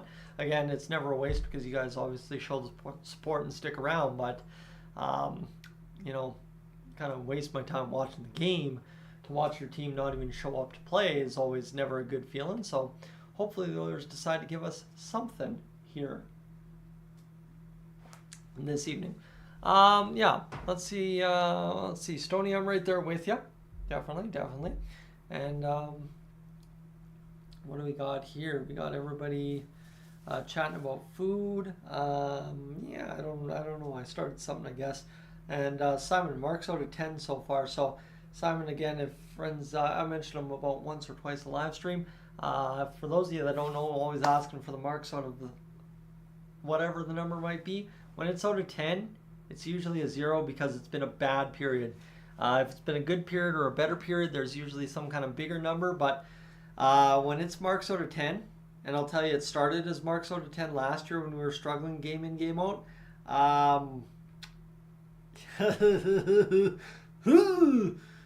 This might be one of those games. And I'll tell you, I've just decided to keep it on staff now. It literally might be one of those games where our old friend decides to come out and talk post-game, right? It very well could be that kind of questionable situation, the way the Oilers played that first period. So let's hope that is not the case tonight. I would not love to get into the squirrel suit this evening and look like a complete psych show. But again, the Oilers want to lose 9-0. That could be the case. So yeah, we don't want to be there. That's for sure. But yeah, let's hope the Oilers can find a way to turn this around and get this going. But we're gonna have another betting odds thing here, of course. And Magic, I'm with you. Like I said, from that LA Kings game last playoffs, hopefully the Oilers are just setting us up for the best bounce back all season. I don't know. I think we've pretty much not really had many 3-goal comebacks that we come storming back for an important win. Another memorable one from last year was the win against Vancouver in the home opener, where the Oilers just came flying out of the gates after going down 3-0 and win that one 5-3. So we'll see what happens. And psych show. Not sight show, psych show. Just losing my marbles is, I guess, what I'm saying. Stoney, I won't get squirrely. If the Oilers were to lose this one 3-0, there's not really much to talk about. But if the Oilers decide to lose this one 6-7-0 against Florida, who hasn't scored in 2 games, yeah, I'm going to have a problem. But we'll see what the case is going to be this evening. I'm not too concerned about things yet, obviously, because this team's been good over the last 9 games. Yes, you just lost 7-4, but you haven't been terrible in any game so far. You've been good enough to win or good enough to compete to win night in, night out.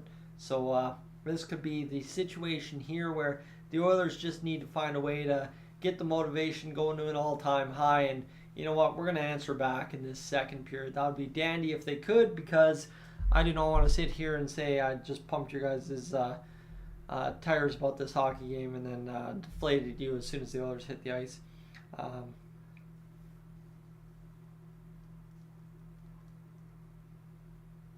Okay, we should be good to go. But yeah, the squirrel suit, I think will just kind of be a, how do I put this? It'll be an extreme swing, right? It was an extreme swing when the Oilers got back to 500, and obviously it was an extreme swing when the Oilers were where they were at. It was a matter of convenience, that first video. I'm like, I just need something to just kind of be able to laugh tomorrow morning about and joke about with the guys at work. I know it's kind of taken a life of its own, as things usually do with the internet and streaming and stuff, but no, the squirrel suit's just kind of more or less there to break up what's sometimes a miserable or really over exaggerated season, right? So that's really all it's meant to do, and hopefully tonight's not a use for it, because you go from winning 8 in a row to losing 7-4 and then having your backup blowing up 9-0 or something. That would not look good for me at all. So yeah, we got to save the squirrel suit for special occasions. Like I'm saying, this one reaches almost double digits. That's really the only reason it comes out. But that first period gives cause for my brain starts going to there kind of deal. So anyway, we are back for the second period. For those of you listening back home that are just tuning in for the play-by-play and you haven't really tuned into the videos and you don't know what's going on with the squirrel suit, I encourage you to go check out videos, because it's a whole thingamajig, and that's really all there is to say to it. So here we go. Yeah, we'll see what happens here. Connor McDavid, he's got the face-off at center ice. He will start this second period lining up at center, I believe, against Sam Bennett again. That's the likely combination all night, as it'll be top line on top line. But this was an embarrassing start for the Oilers, just obviously giving up backdoor tappity taps and just front lane drives and just really, really bad stuff. But we'll hopefully see it go.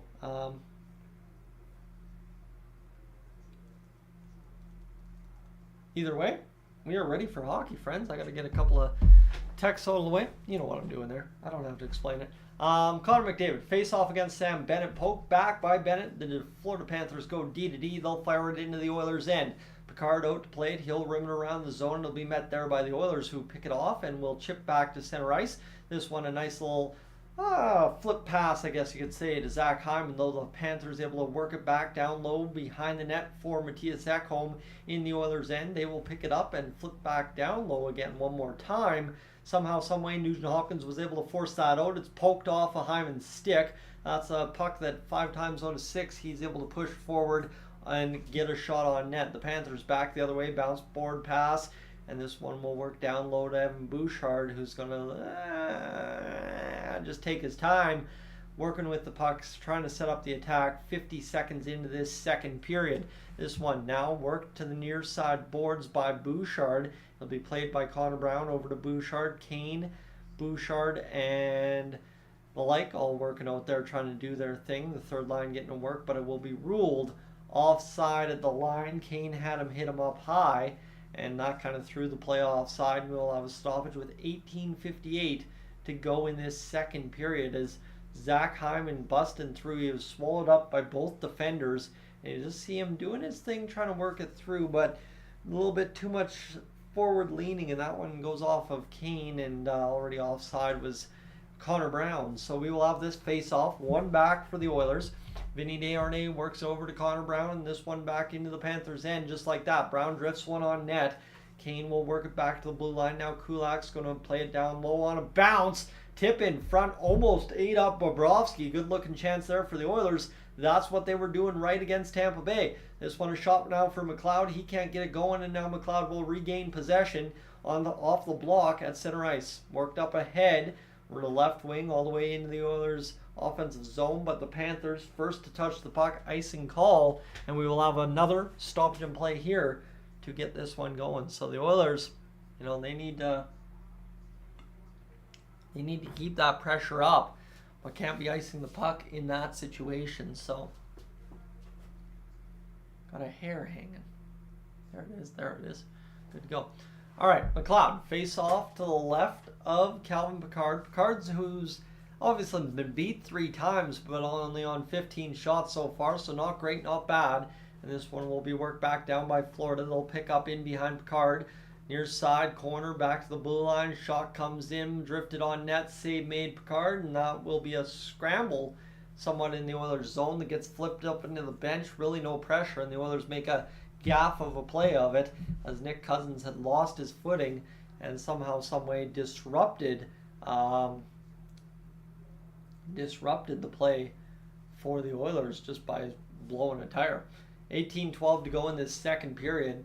And the lights, again, here's the problem with late night games and start times. My eyes burn out over the course of the day just watching TV.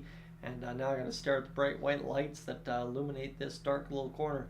This one worked for the Oilers to center ice. They're going to get a perfect little dump in, and Janmark's going to get there, but he lost positioning on the transition off the boards, and he's yelling at the linesman who's giving it right back to him for that icing call. 18:04 to go in this second period. The Oilers took a gamble, almost paid off, good looking chance, and Janmark just had to pivot, and that lost him the battle, or else he would have had it, no problemo.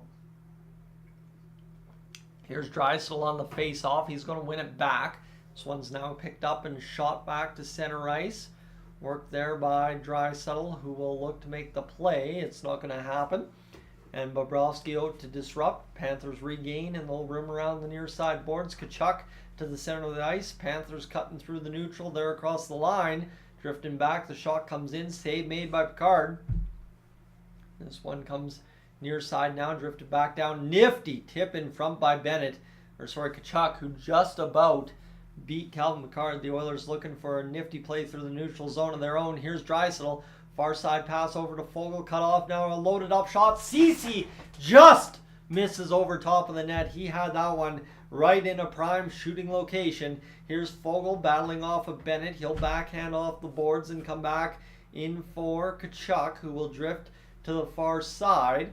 And this one will be worked now into the neutral just in front of the Florida bench. The Oilers get the turnover.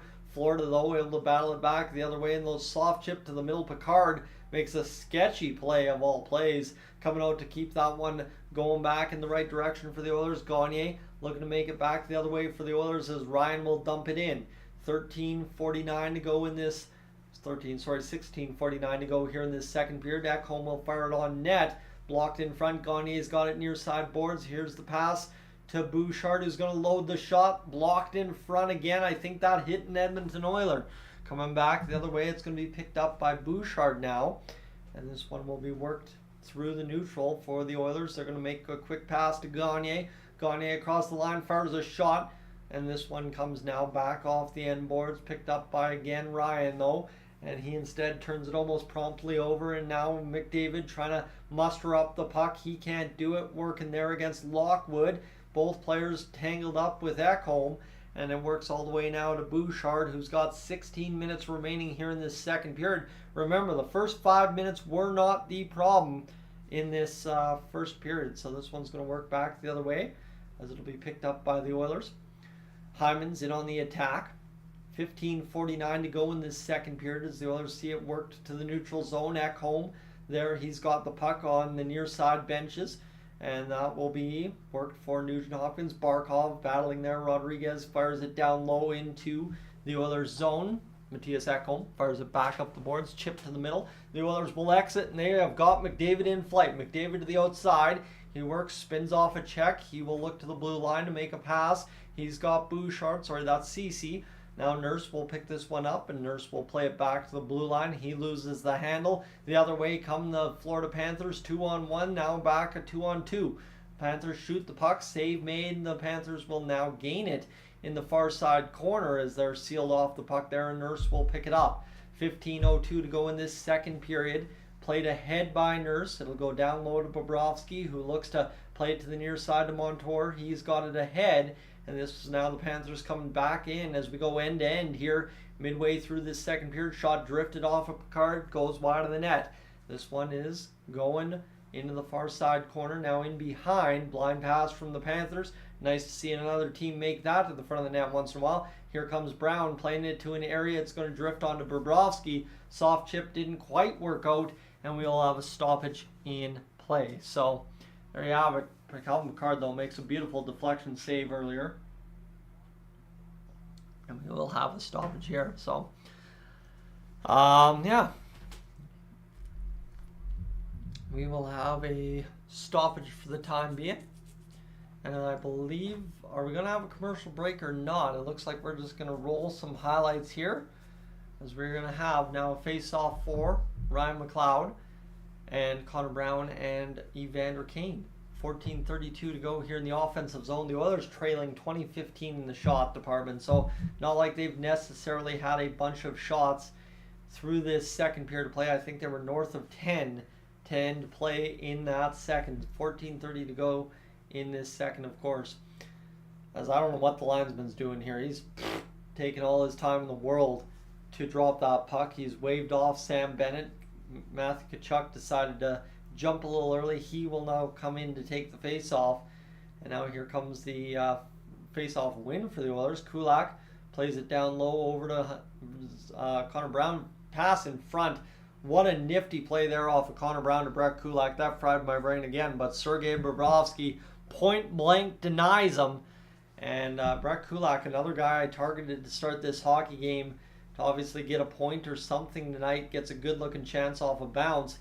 And Bobrovsky ends up making the save. As that one's tipped there by Kane, actually, is what happened. And Kulak gets a point blank rebound opportunity that just about beats Bobrovsky sprawling across. 256 goals against average this season. His best was 17-18 with Columbus. The Blue Jackets obviously not doing so well this year. They could use a goalie like Bobrovsky, even though the Oilers are looking for a goalie like Merzlikins. 14:13 to go here in this second period of play. The Panthers played through the neutral zone, cut off now by Evander Kane, lumbering across the blue line. Connor Brown fires the shot, deflected off the stick of Kulikov, and out of play, and we will have a stoppage with 14:03 to go here in this second period. And Stoney, BOG, I will agree with you. Not necessarily saying it has to be Nugent Hopkins, but we need some kind of emotion in this hockey game. There was a play earlier in the game where the Panthers, I think it was Nick Cousins, drove Cal Picard after a whistle. The Oilers' response was really timid. The Oilers need to throw a big hit, throw something dangerous, like not necessarily intent to injure, but they need to go out there and make a dangerous play, right? Whether it be a fight, whether it be a big open ice hit that could possibly injure yourself too. The Oilers need something here to change the direction. Bouchard fires it up off the glass. That'll work for a zone exit as long as Ekholm doesn't overskate it. 13:45 to go. The pass to the far side, picked up by Bouchard, is carried ahead now by Leon Draisaitl down the right wing in behind the net. He'll wheel around the zone back to the blue line for Ekholm. Pass goes to absolutely nobody as Bouchard was covering defensively, and the Panthers back the other way are sealed off due to Bouchard having covered defensively. The Oilers now looking to make a pass that will maybe spring an attack for them, as it'll be up to Janmark near side boards. Janmark will spin off the check. He's going to work to the middle of the ice and go back to the blue line, cut off there by Bouchard, though it escapes the zone just narrowly. 13:09 to go in this second period. Now Draisaitl will fire the shot, blocked in front, and this will come back. Now a chance for the Oilers to pick this one up and do the job. They can't do it, and they will regroup in their own zone. Nurse across the Panthers blue line, makes a hit while also making a zone entry. Don't see that too often. It was a good little work right there. And this one works in behind the net. 12:44 to go in this second period of play. Here's McDavid working off the check. He's going to look back to the blue line. Nurse over to the far side. CC fires the shot. It goes into the corner. Now picked up by Nugent-Hopkins. CC back to Nuge at the far point. He'll drift down low to McDavid. Beautiful spin move off a check shot save. Rebound stopped was Hyman in front, who regathers the puck. Bobrovsky without his stick. Hyman's going to look for a shooting lane. He doesn't have one. Now he gets the puck back from CC on the pass, leaving it there for McDavid.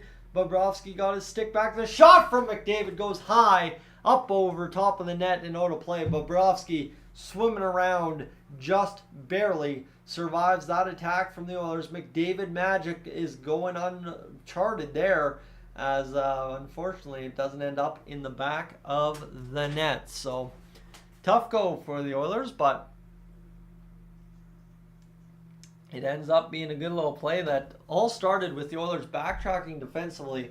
A missed pass by Ekholm allowed the Oilers to still be in defensive position because Bouchard had flew the zone for defense, not offense, and it backtracked enough to seal off Cousins on the zone entry and allow us to transition back the other way. So we'll see what the Oilers can do with that face-off in the offensive zone here briefly in a few moments. We're just about 8 minutes of the way into this second period. So see what happens for us right now. But friends, I'm going to send you an ad right now, see if we can't get this going and see what happens here. But the Oilers need to find something here in this period where they can actually start changing the tide a little bit. So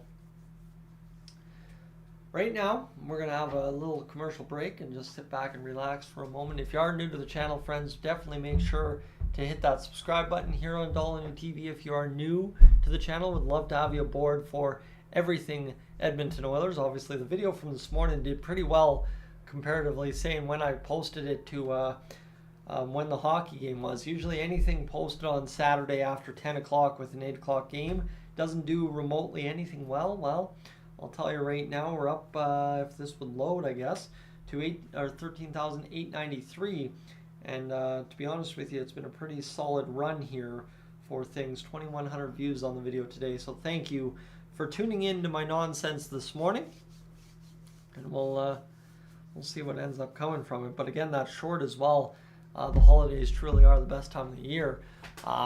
Thank you for tuning into that as well. 830 views so far on that. Still waiting for it to pop off a little bit here. So, all right, face-off. Oilers offensive zone. McDavid wins it back, though Hyman's late to scramble to it.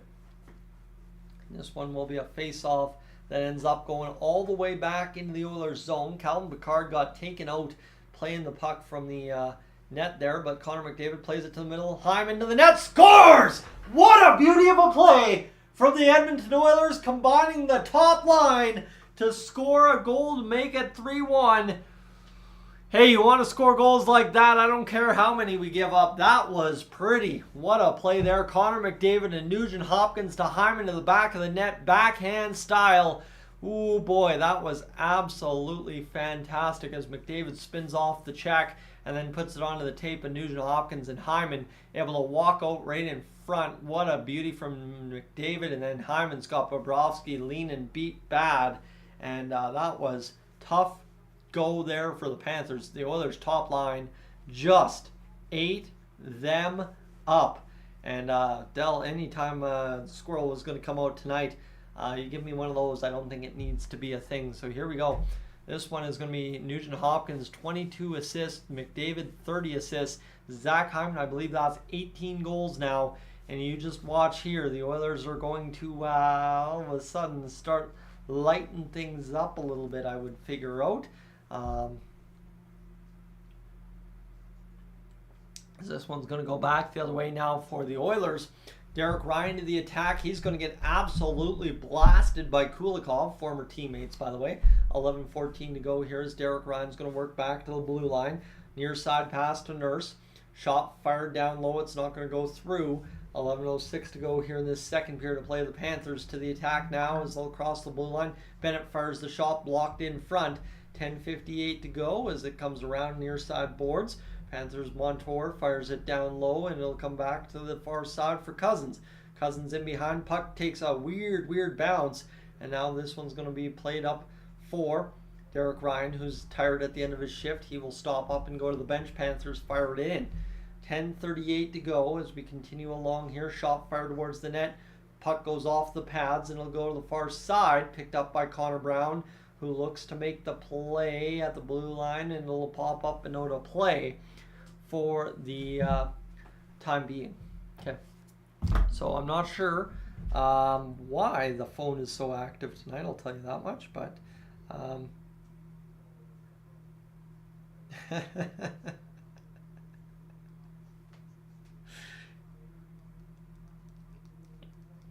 right.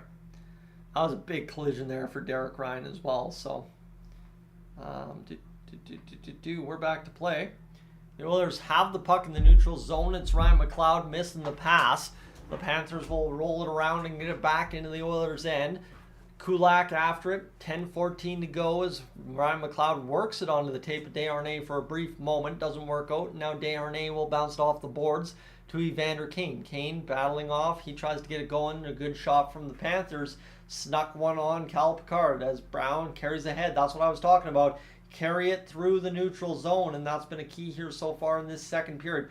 Kane, after a good shot from Ryan McLeod, almost was able to feed it back in front for somebody. It was denied. Bobrovsky and the Panthers lifted to center. Another near side pass for Kane, and the Oilers are all of a sudden flying around with this third line. And I mean, if the third line wants to be the guys to change the momentum in this hockey game and either get the 3-2 goal or the 3-3 goal, I would not mind that at all. But how about the second line now across the line? Foreign Fogle takes a spill after trying to jam it on net. He couldn't do it. Back the other way, 2-on-1. Florida comes. Here's Rodriguez making the pass. Good defensive stick for Evan Bouchard. Breaks up the play. Cal Picard has to clean up the shrapnel. But when you make that good of a defensive play, it's no problemo. Draisaitl has a bounce off his tape. The Panthers remain in the offensive zone. It'll be drifted up over top of the net and out of play for a stoppage with 9:03 to go. Gav, welcome into the stream. Appreciate you being aboard. Gavin Paula, I should say. I'm never 100% sure. But you know what? We are having a good stream right now. It looks like things have currently picked up. It's crazy, right? I watched the numbers dip right as soon as that second period started because folks were tuning in and checking out what the score was. But now all of a sudden we're at the record high of views on the stream so far because the Oilers just scored the first goal of the game. So let's go. We are just about ready to roll for a commercial break as well. So we'll see what happens here, friends. I'm going to take a quick moment to boot up the watch time quickly for us. We have crossed the 100-hour mark. We are up to 109 hours on the stream. And Del, as you're saying right now, I need to peddle something, friends. Well, I will tell you, I think it's been a big question over the past year if and when I'm going to get merchandise going here. I believe I had a business meeting phone call on the drive home the other day about setting something up for merchandise. The only question is just kind of how that all works out.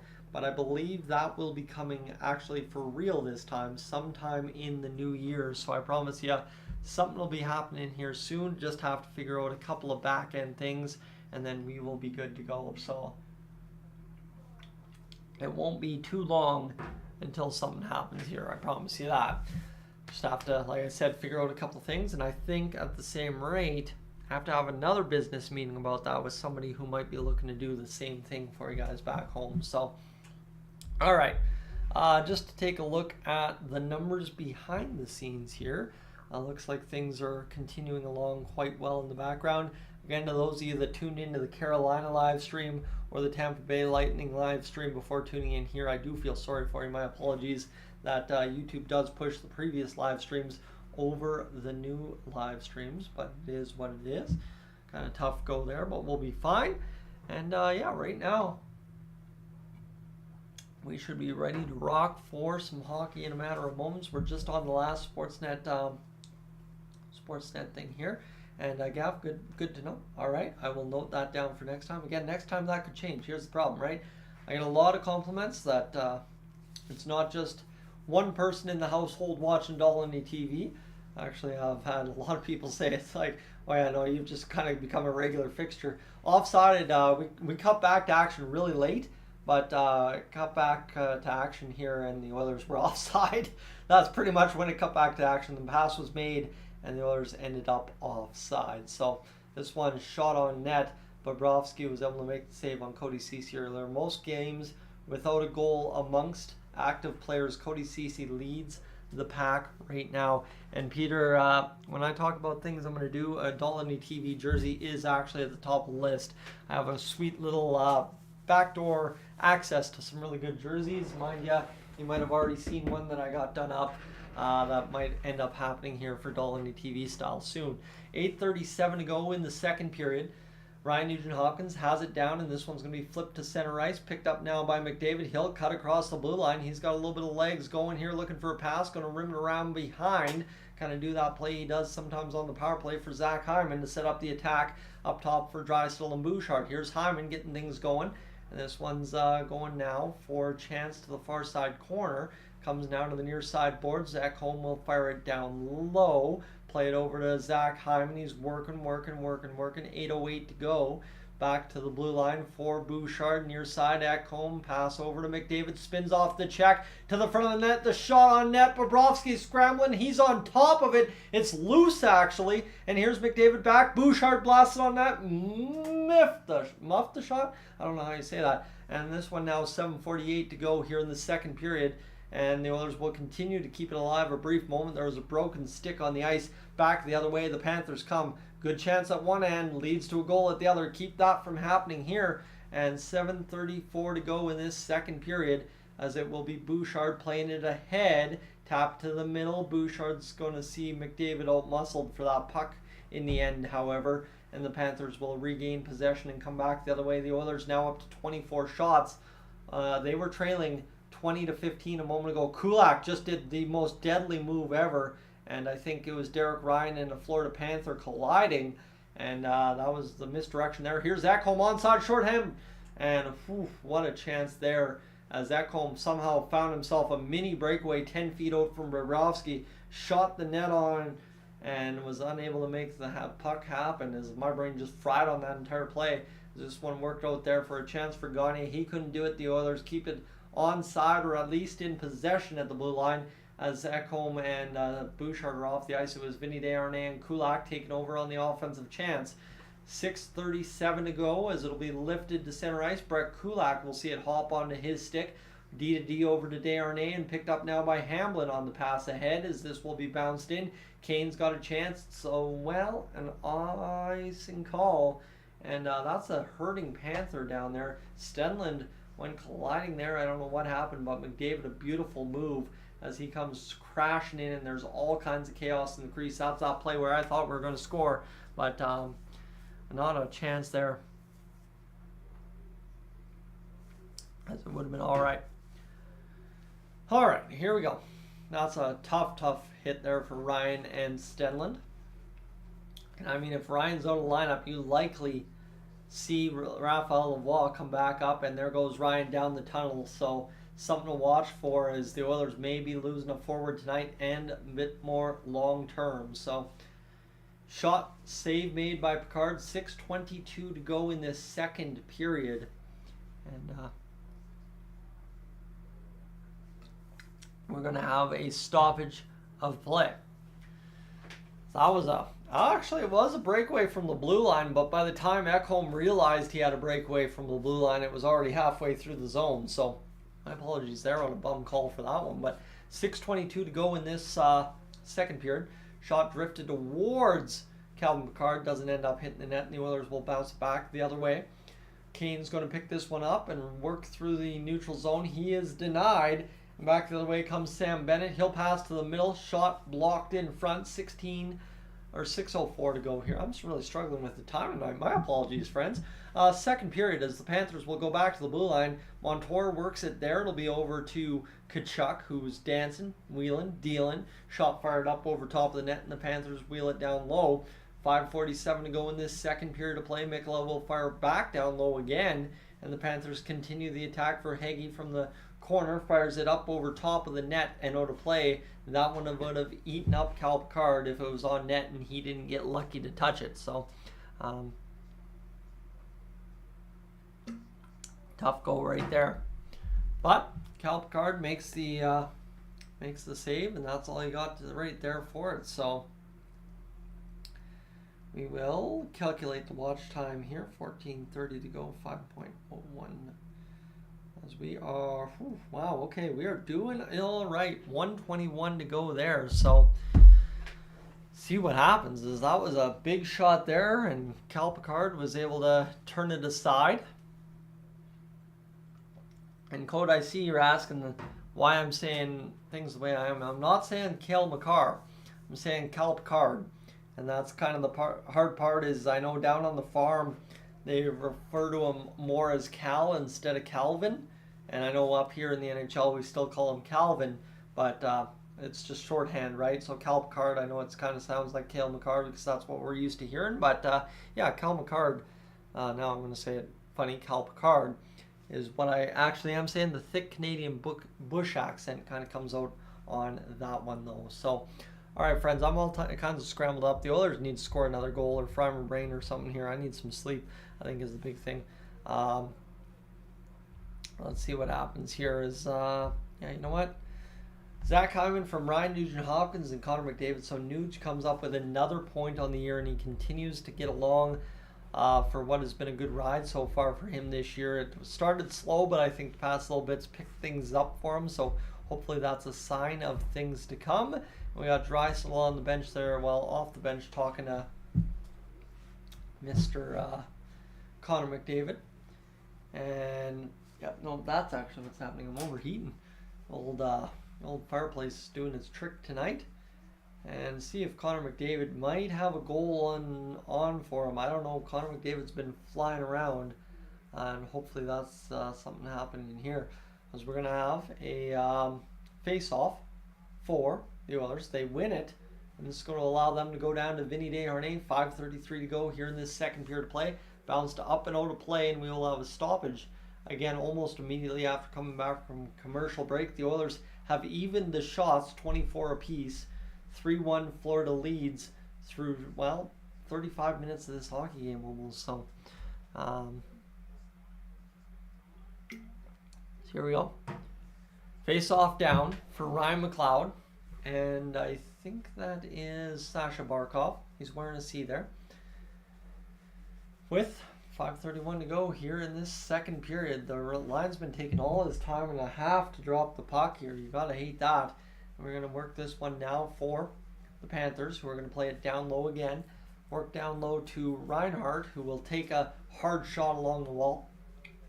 McLeod continues to work this puck. He's looking to make a play here, but it's tied up along the near side corner. I believe that's Vinny Desharnais leaning on his man, heavily taking him into the boards. Both players continue to be tied up. That puck went nowhere. It went a matter of 2 feet for really about 15 seconds. And now carrying ahead is Brett Kulak. Somebody loses a stick along the way. Panthers players down and out, and it looks like they're going to take a penalty here, as I think a Panthers player just absolutely got scramdaddled by something. He is hurt. Evan Rodriguez is right off to the bench. He's holding his glove on his hand, or his hand to his face, sorry. And he is absolutely hurt, and here they're going to get a towel on it almost immediately. I don't know if he's leaking or what, but that was a big hurt in there as Brett Kulak kind of got turned around, and he's going to go down the bench as Kulak gets beat up there by Barkov, spun around, and then his stick absolutely whacks Evan Rodriguez in the face, takes him right down to the ice. So that's a tough play. I mean, Brett Kulak got held by Barkov, which caused the penalty on Evan Rodriguez, and I don't know if they called the play because Rodriguez was screaming or because Barkov had taken a penalty, but that's tough.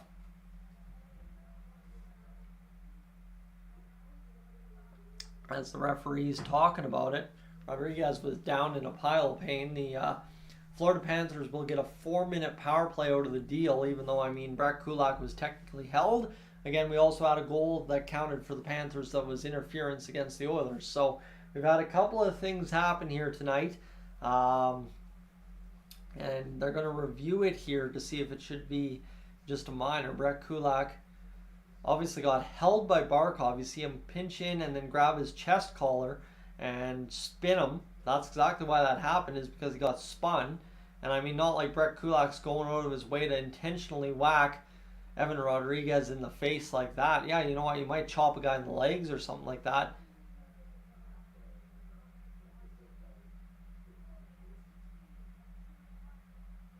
Thank you. So they do call the penalty against Barkov for holding. So they at least cause both guilty parties to go to the box. It'll be 2 minutes, 4-on-4, and then 2-minute power play for the Florida Panthers. So the Oilers escape, and it's looking like they just don't have the time calculated there. And yeah, we will have 2 minutes, 4-on-4 for the Edmonton Oilers here and Florida Panthers. So for the first time all year, I'd like to see a 4-on-4 dominated by the Edmonton Oilers. Brett Kulak obviously knew exactly what happened there. He knew that he had not been guilty of taking the high sticking all of his own, and the Florida Panthers will take a penalty for holding Sasha Barkov. So 4-on-4, and we will do this here with 4:59 to go in this second period. So 2 minutes now. So they're going to hold on here. How does that work? I think everybody is turnstiled on this one, because they're showing a 2-minute power play for the Florida Panthers, but that doesn't exactly make sense. As you see, Brett Kulak just more or less gets spun around and accidentally catches Rodriguez up high because he has no control of his stick on the spin. And tough go. But Brett Kulak's looking there saying, what's happening here? Kane's going to come in. They're going to make it a 5-on-4 to start. What? So it'll be 4. What? How does that work? As we will have a power play for the Florida Panthers right out of the gate. I guess it'll be 4-on-4 after the fact. Not too sure. As the Panthers for Hagee gets to the attack. But if obviously Barkov's sitting in the box, I'm not 100% sure what happened there. This one shot towards Picard. He takes down in front of the net, covering it up. And Picard able to cover that one with all the traffic bouncing on him. But wow. That's two mind-boggling things in this hockey game so far. One, why didn't the Oilers challenge for goaltender interference, I think, on goal number 2? And then as well, why it works out the way it does. Again, I don't get the full explanation because I can't hear the TV, but tough go there overall. Now, Reinhardt's got the puck here off the face-off. And this one back the other way now for Montour, who will fire the shot towards the net. Verhaeghe picks it up. The Oilers penalty kill activating there and getting Leon Draisaitl chipping it all the way down the length of the ice. Half a minute killed off on this penalty so far with 4.5 to go in this second period. 26-24 the shots on net. The power play for the Panthers, measly 16.7 so far this season. The Oilers penalty kill at home, 84.3, 10th in the NHL. So we got a minute and 10 to go here in this second period power play. The Panthers will carry ahead. Far side pass over for the Panthers as they break the zone. The shot fired on. Backhand right around Picard, who just kept coming out. And the Panthers put it home. And we will have this one 4-1 for Florida. Tough. Absolutely tough. As Sam Bennett scores what was a pretty easy one, to be honest with you. Sam Bennett scored that pretty easily. Picked it up from Montour, who's of course having a pretty good game now because I dropped him. And this one goes around Picard, and I mean there was no contest there from Ekholm really at all, and Sam Bennett's able to just tuck it home, strong on his stick, easy play around Picard. Tough go, but the Oilers will now find themselves down 4-1. Another rough penalty, and I mean tough, stupid call there from the officials, I would say. And I mean, I'm trying my best this year not to complain about refereeing, but Just dumb call from the refs to call that the way they did. As this one, 4th goal this season for Sam Bennett. Montour picks up assist number 3, and Sergei Bobrovsky picks up an assist himself. And this one will come back to the blue line, chipped out there for the Panthers into the zone, hammered back in by Bouchard, though it deflects into the bench on its way, and we'll have a stoppage in play with 3:38 to go here in this second period of play. This one, just deflating, I guess you could say. That's a tough goal. Right, we were building momentum all second period, starting to give it up at times, but we had done really well to get back to 3-1. Obviously not just completely abandon the game, but now all of a sudden that's where we find ourselves down 4-1. Here's Ekholm looking to make up for his weak defensive play, and he'll spin around the boards. 3:30 to go in this second period as Ekholm continues to battle that one. Ekman Larson goes here, backhands off the board to Kane. Ekholm trying to battle here, figure this one out, bounce to the middle of the ice. Panthers will pick it up.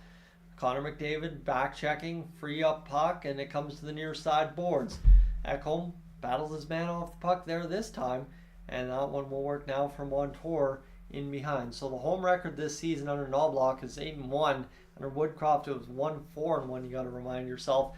2:57 to go here in the second period as Matthias Ekholm working from in behind his own net.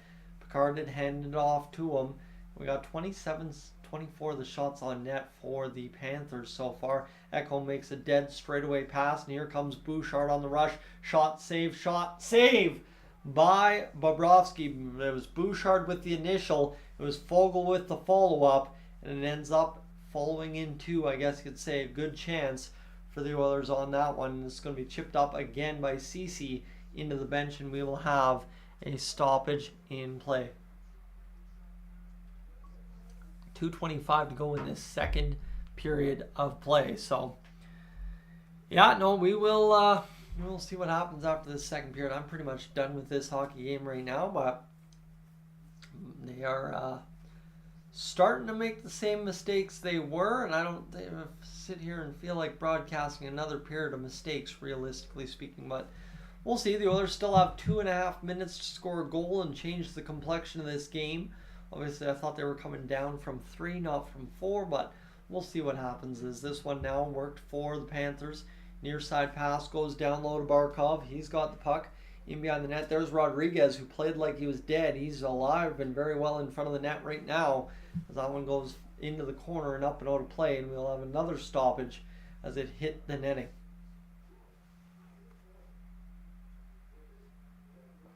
All right.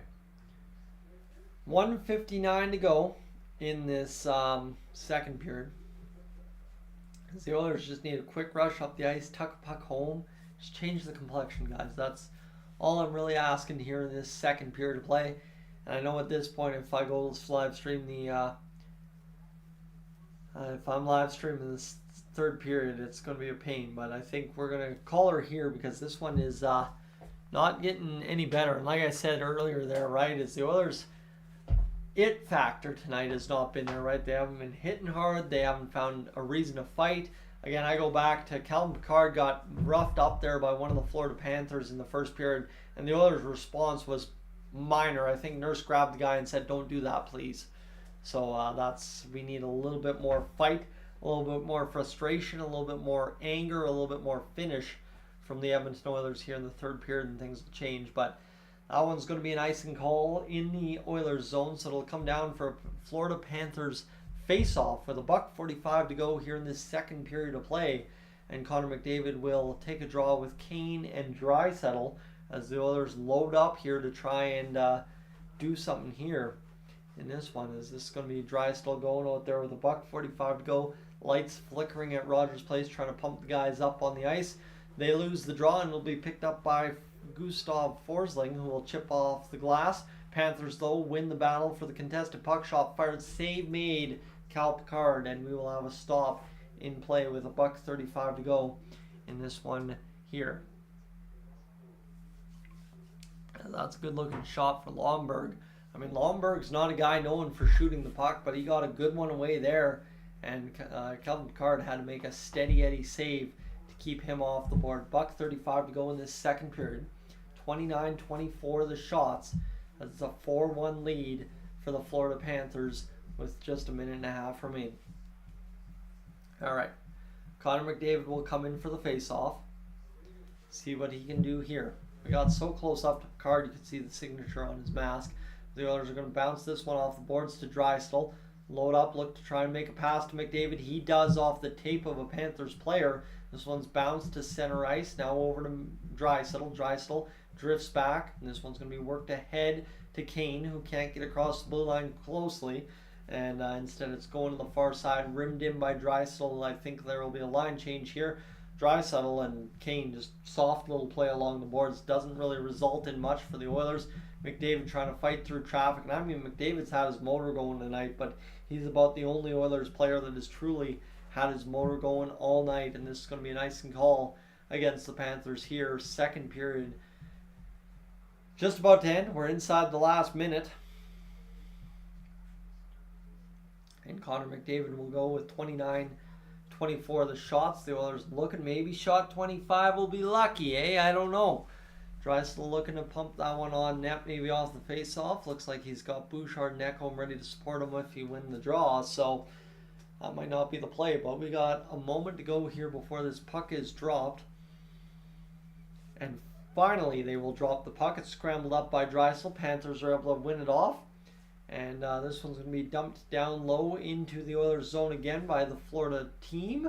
This one picked up by Kane. Bounced ahead there off the tape of an Oilers player. 40 seconds to go in the second period. 29-24 as the Panthers will play ahead and work it down low. That's going to be Nugent Hopkins firing it back in. 30 seconds remain. Picard touches the puck.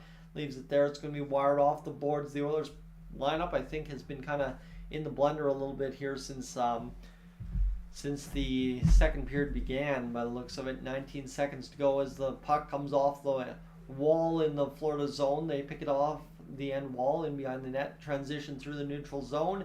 10 seconds to go, and I'm limping to the finish line here. Bouchard, nice physical play to seal off Rodriguez, and the Oilers will pick up the puck with 3 seconds. Hammond's going to burst of energy and just kind of throw a cross check into the ribs of Mikkola, and that will toast it for this second period. Friends, I am running on fumes here. It is almost 10 o'clock. The Oilers are down 4-1. If I want any hope of catching you in the post game, I'm going to tune on out right now. I do appreciate you being aboard. Thank you so much for tuning in. Again, this is more about me just trying my best to survive tonight, because we all know where the result is going. It don't matter if I finish off the stream or not tonight. The Oilers, the way they played through 2 periods of play, deserve to lose and will likely, by all accounts, lose tonight. Friends, if you are new to the channel, please consider hitting that subscribe button on your way out. That would be greatly appreciated. I'm going to be up on out of here, and I'm going to go grab a bowl of soup, sit down, and maybe watch the Oilers come back in the third period. Not too sure. Thanks for being aboard. Appreciate it.